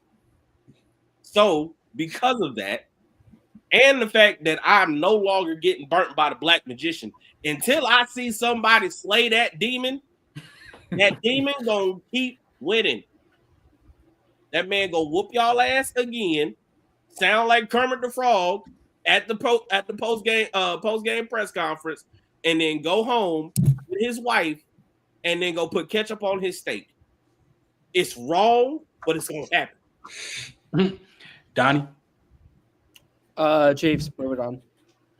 All right. What's defense? Reed gonna find the fattest cheeseburger ever after this fucking game. All right, so Donnie, you gonna have 3 of them for a 3-piece. Donnie, back on you. Which defense you trust more? Yo, 3 of them is crazy, Dawson. Crazy. Oh, poor guy. What was the question again? Oh yeah, defense. Kind of similar to Andy, except not to that extent. I trust Spags. because it happens every year, and he always gets it done. And that roster definitely has some flaws. Brian Cook isn't good. Justin Reed isn't very good. The cornerbacks have been up and down. I don't care. It's Spags. I don't care. I trust the Chiefs. And also another reason, Patrick Mahomes has never lost to Vic Fangio. So that's another reason. Trey? Trent, you should already know where I'm going with this. It's Shout out Spags. It's Spags. It's Spags. It don't matter. It don't matter who back there. It don't matter who back there. It don't matter who playing linebacker. This man gonna cook up some weird shit, and it's gonna confuse you. He gonna come out here and cook up some shit that motherfuckers ain't seen ever. He gonna come up with another one of these weird ass safety rotations on a high leverage 3rd and fucking 7 at the end of the third quarter, and it's gonna cause a turnover, or it's gonna cause somebody to have to punt the ball, and that one little shit gonna be the reason why they won. It's not gonna be the corner blitz. It's not gonna be Chris Jones swatting some shit down. It's gonna be him cooking up some shit that gives Chris Jones enough time to even sit there and bull rush and swat some shit that, like, to Donnie's point, we've seen this man do it. Like, he about to be in the Hall of Fame strictly off of just being a DC, dog. Like, I'm like, you laughing. I am fat ass. No, and I'm laughing because you're right. I am fat ass. Man's is getting a yellow jacket as a contributor. Like, understand that. Like, it's especially after this one.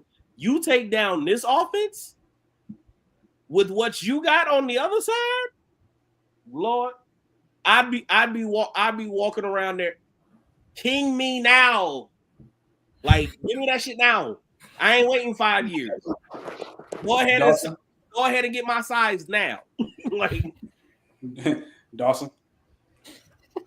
Defense do I trust more? I want to say the Eagles. The one that's playing with Patrick Mahomes? I want to say the Eagles, but Spags is just on another level. Like what Trey said, he's literally a Hall of Famer as a DC. Like, that doesn't happen often. Like, and also I think Spags, with his him dialing up those crazy blitzes. Jalen Hurts likes to hold the ball. He's not a very, he doesn't anticipate well. So if those blitzes can, just make him hold the ball for just a second, they're gonna win, bro. Chiefs are gonna win. So give me the Chiefs. Durek.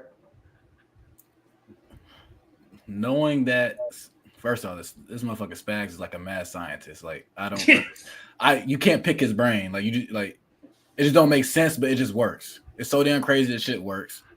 And knowing that he has to see Jalen Hurts on the other side, and I do think Philly's personnel is better, like definitely a better defensive roster.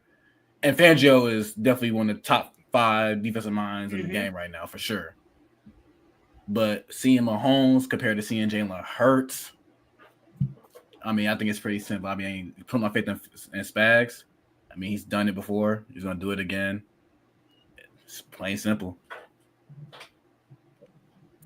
Kobe?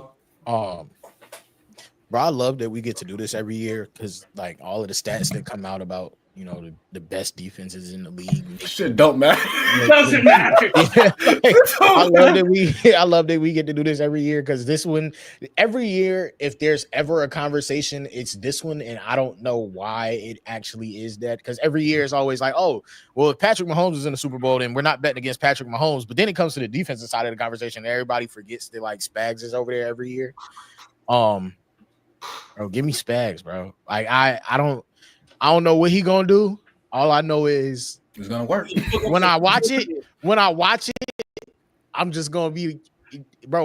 I'm being amazement looking at my fucking TV. Like, what made you think of that, bro? Like, what made you? Like, how did you sit at your whiteboard in your office and come up with that movement right there from your safety rotation on 3rd and 7, like Trey said. Like that don't the shit that he do, like you can't like that's when some of us know, like, bro, like some of us are coaches and whatever and whatnot. Like that's when you know, like your shit just not like you ever played with somebody when you was younger and you realized like, yeah, I'm good, but they better, like they just league bound. Like that's how I feel when you watch Spags. Like if you a coach, like I'm a good defensive coordinator, but fuck, Spags is just like, I don't know if I'm gonna get to that. Like, how do you get to that? How do you get to where Spags is as a defensive coordinator? I'm not sure because I don't know how he envisions the things that he does. But yeah, give me Spags. Fam, we're gonna look up at a certain point in the game and be like, why the hell is Drew Tranquil playing cover 2 corner? Like, it's gonna be dumb shit. Like, and this shit gonna work. He fucking gonna get a pick off that play. This man gonna have Chris. Jalen's just gonna look at him and be like, "What the fuck?" This man gonna have Chris Jones running to the flat and Leo Chenal coming off the edge. Like, bro, the shit that he do is just, it don't make sense. I don't know how you and I be having true questions. Like I be like, bro, did you practice that? Like, how long have you been practicing that? How long did it take your guys to figure that out? How did you even think of this? How long? I really want to know how long it takes his guys to figure it out. Like how far in advance does he implement these packages that he ends up running in the playoffs? Like how much trust do you, like when you have that much trust in your team, bro? Like I don't know. Does he give an IQ test every offseason before his guys come and play for him? Like I don't know. No, yeah, I don't even. Yeah, Spags got it though. No, he got it. Yeah, he sure got it. That brother got it. But last question before we get to the game predictions. Start with you though, Kobe. Last one. Which team has more to gain, KC or Philly? Oh man. That's yeah, I don't know. This one is difficult for me because I think it's two different things. Like I think it's two different things. I think it goes back to like the pressure thing. Like I think it depends on how you look at it, how you, the plural, you look at it. For me, the Eagles have more to gain. But most people would be like, "Oh, Patrick Mahomes is making a GOAT case, and they have a 3-peat, and they're gonna do they're gonna be the first team to ever do this," and that's all fine and dandy. But I think you know, if the Eagles, if this shit don't work this year for the Eagles, somebody's gonna be out of there.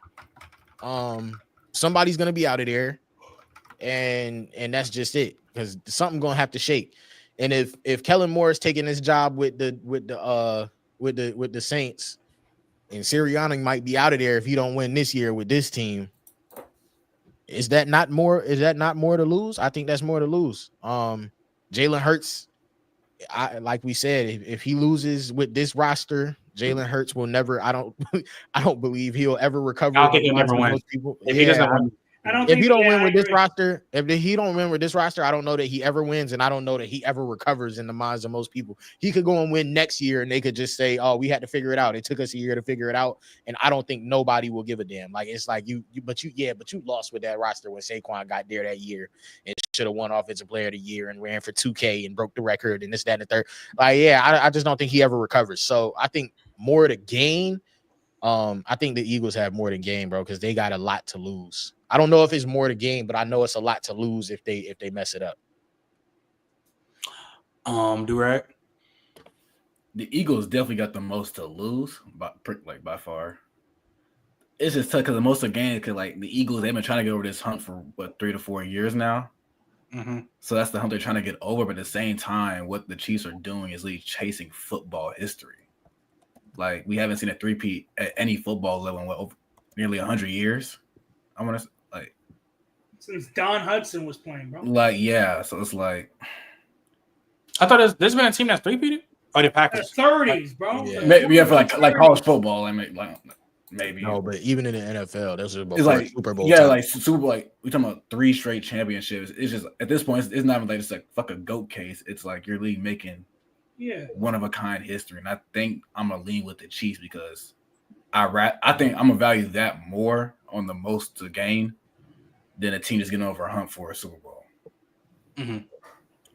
Dawson.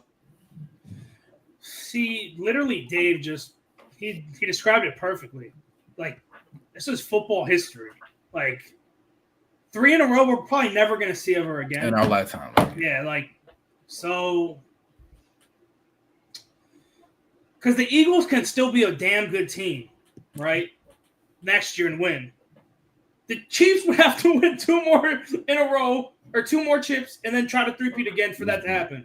So give me the Chiefs for the three-peat. Trey? Yeah, I'm going with the Chiefs. To what everybody said, I think the biggest thing for me is not just the three-peat. It's also the Mahomes aspect.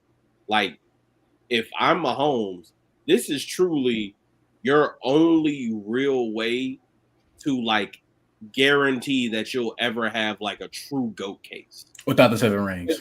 Because the reality is we can say he has the ability to get to 6 rings or whatever it was, 7. Ooh, boy, that's a lot. That's tough. We've only seen one dude do it. No one's ever. Hold on, Trey. Oh, my fault. Go ahead. Just real quick, Trey, I hate when people do this, but you know how people are. Tom Brady beat Mahomes in the Super Bowl. You know people are going to bring that up. Yeah. You know people are going to bring it up. It's nasty, but they're going to bring it up. But they're going to bring it up. They're going to bring it up. But does this feel like if the Chiefs don't win this one right here, it kind of feels like, does this feel like the end of something for y'all? Like, do y'all get that feeling in your like, or do y'all feel like this keeps you know going? What? The end, no, but it would feel like when the Patriots lost in 07. It would be like, bro, history, No, hell no.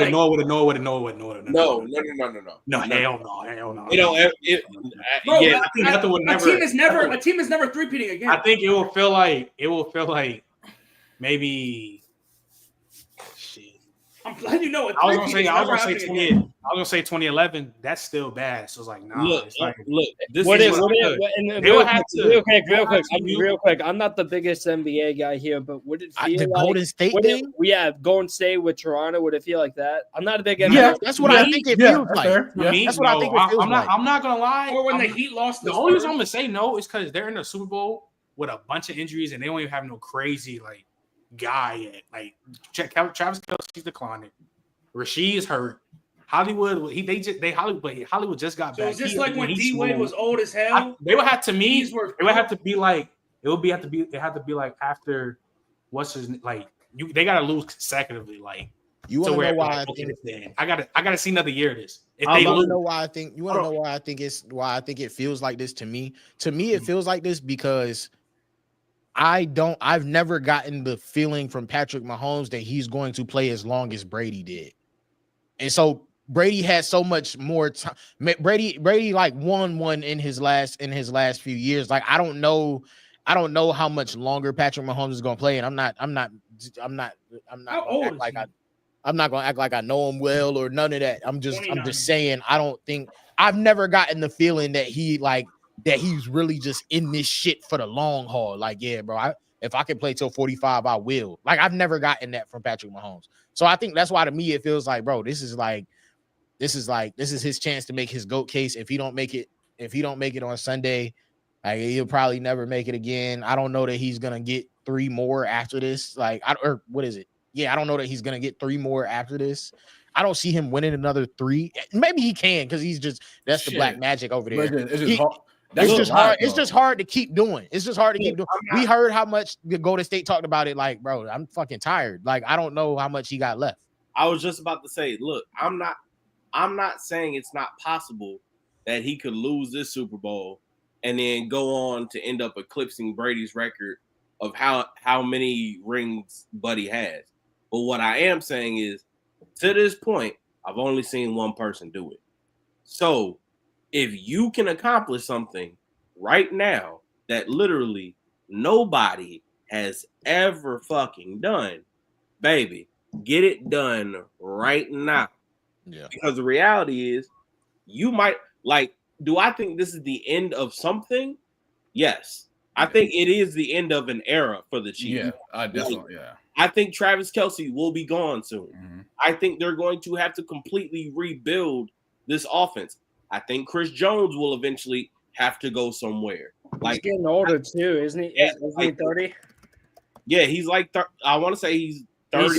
He's 30. He'll be 31 next season. Yeah, that's what I'm saying. June. Like this roster is getting older. There's going to have to be a bit of retooling going. So yeah, there is an end of an era, which is all the more reason.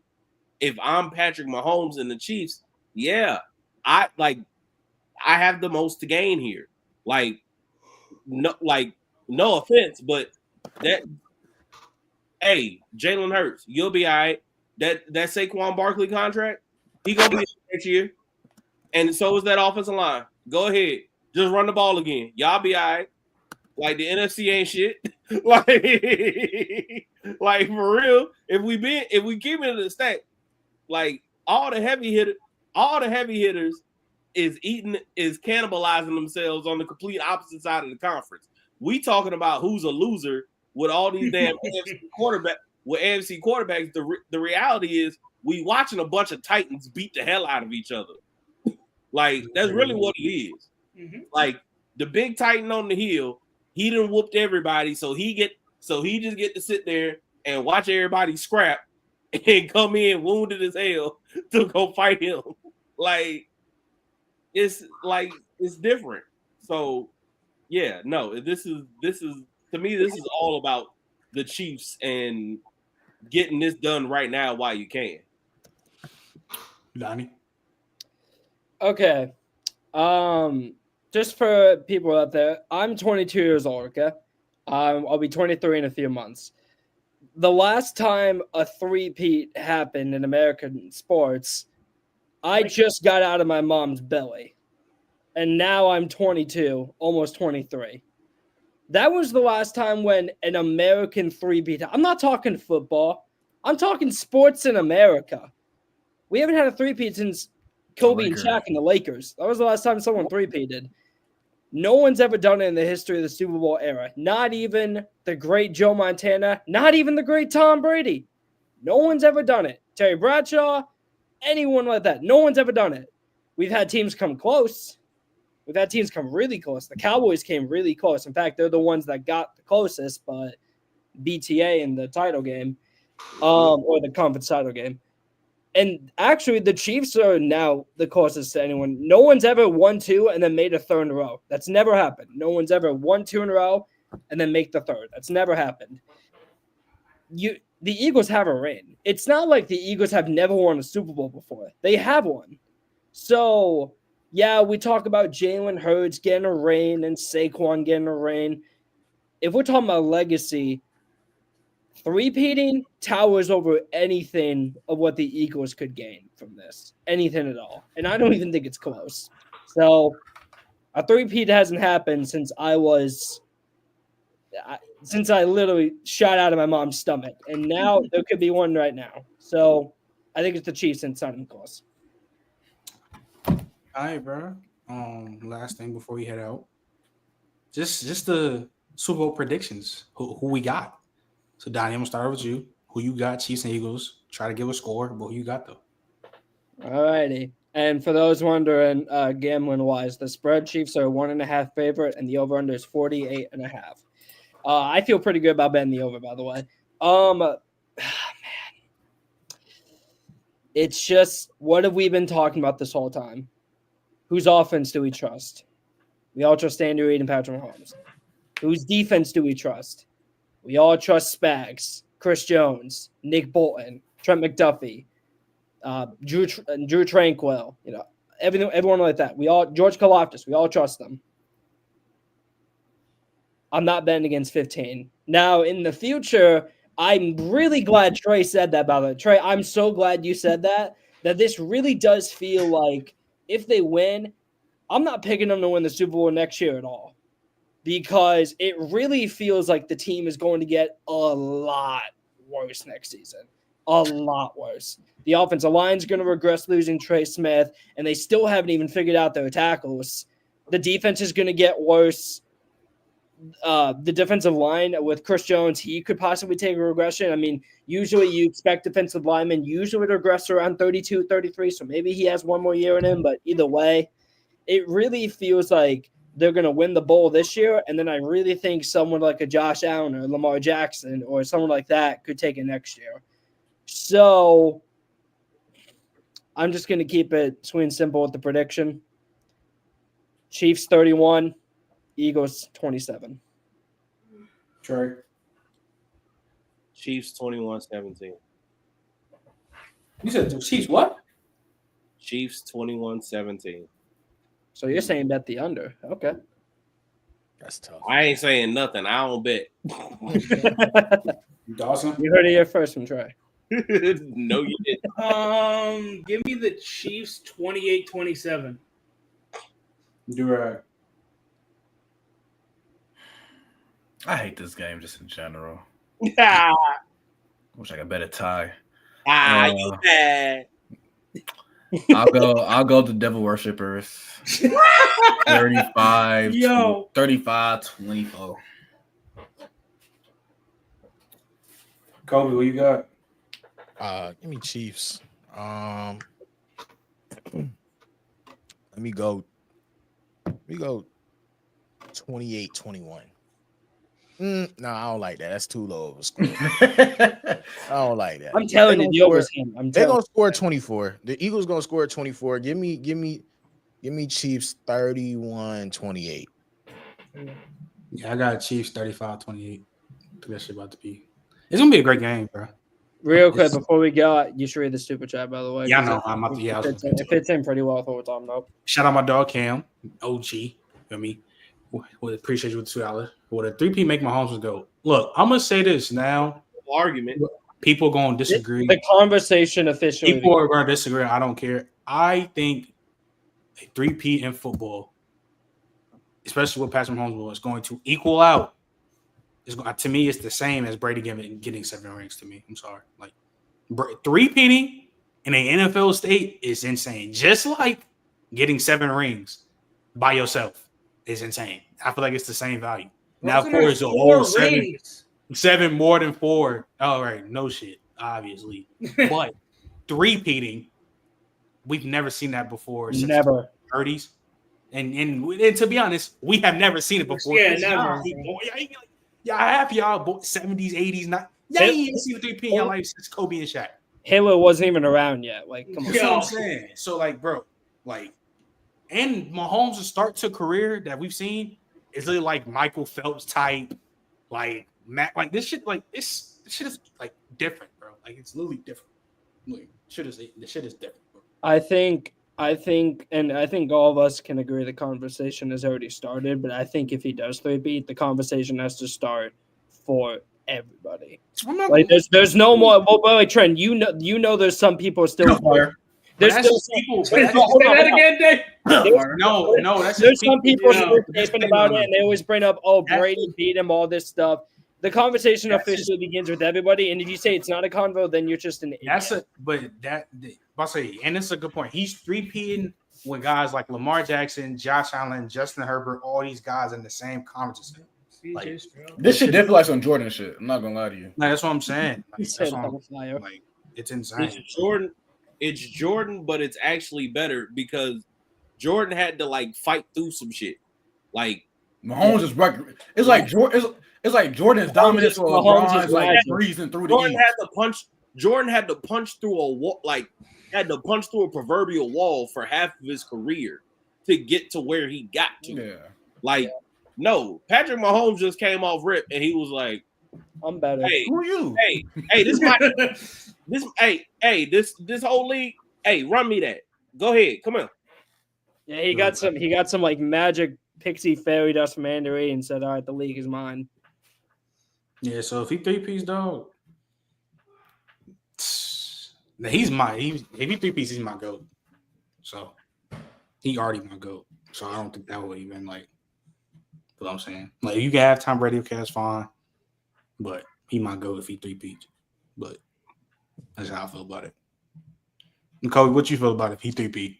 If he 3P, I might not say he my GOAT, but I might troll old heads. I like to piss old heads off. I do too. I ain't gonna lie, like it's my favorite shit to do. Like as a 22-year-old Cowboys fan, I love trolling old heads, bro. Like it's nothing better to do because I can't talk about shit that I didn't seen in my life. I didn't see nothing. I didn't see nothing. I'm a 22-year-old Cowboys fan. My dad is the worst man ever for that. He's hell for that. No, shout out my pops. He's tough. If he three-peats, he's definitely in that conversation. He's definitely I don't know. I'm gonna have to probably see a little bit more because I don't want to see no three-peat roll ride off into the sunset, just start chilling like it is what it is. Like Andy Reid said he coming back to coach next year. I want to see what they do after the three-peat. Like a 4-peat would be insane. I'm not even asking for that. I just want to see like I will never ask somebody for a 4-peat. Yeah, that would literally be fucking. Like, yo, if they 4-peat, bro. Yeah, no, if they 4-peat, like all right, I might stop watching the sport. What's the point of even watching this anymore? You might be the greatest athlete ever if you do that shit, bro. That would be crazy. But I'm saying though, like I just want to see. I just want to see what it is. I just want to see what it is. Like if he 3-peat, I want to see what it is afterwards too. Like.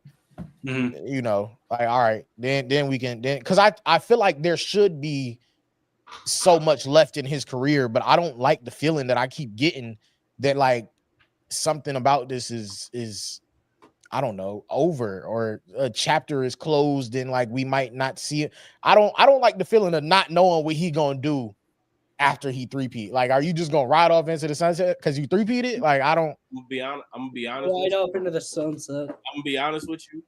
Patrick Mahomes is a country boy from East Texas. The only thing that boy knows born to do is play football. I get it. It's just play sports because he played baseball. I was about to say, yeah, that's all he knows. That child is an athlete, and in his mind, he gonna keep like.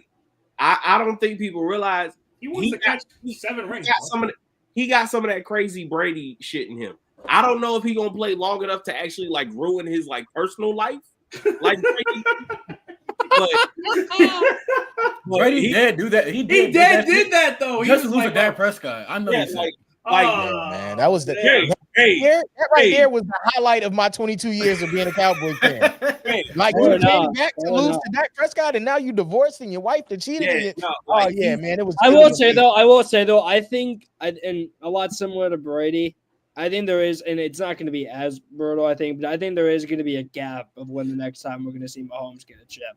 I really think it's going to be a few years. Kind of like Brady after like when he went in that 10 years. Yeah, when he won 3 and 4, I think, and I don't think it's going to be a 10-year gap or anything, but I think we could see about a couple years, 3-4 year gap. Thank God, let some motherfuckers eat. Yeah, I'm about to say, let some of these other great quarterbacks win some rings. All the mac and cheese, all the yams. Maybe it's because I'm so young, so 10 years feels like a long ass time to me. But like, do y'all see him playing another 10 years, then going on the run that Brady went on after? Like, he don't need to though.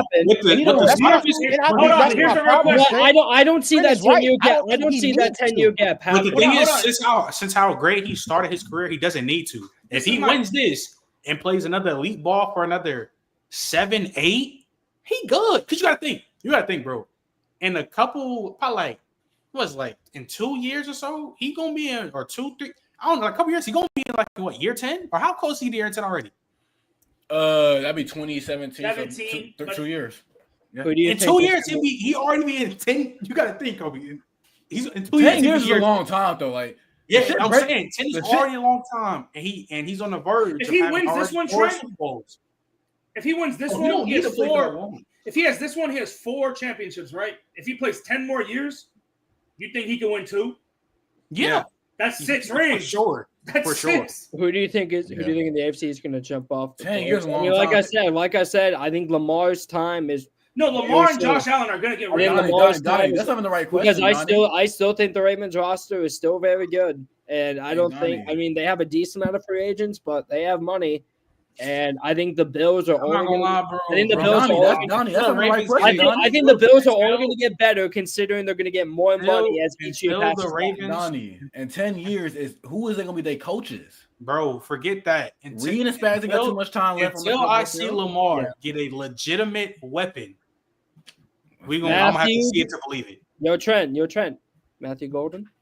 They don't get an I edge. will hope my dog goes to the Ravens. That'd be great. Get an edge. He's getting Lamar. Yo, I'm gonna just say Lamar right gets a legitimate receiver.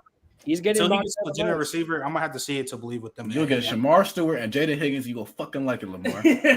Wow. Wow. That's what I'm like. I'm just like at this point, dog. It's like Chiefs going back next year. That's the thing. I just don't think they will. A 4-peat, and like once you get that 3-peat,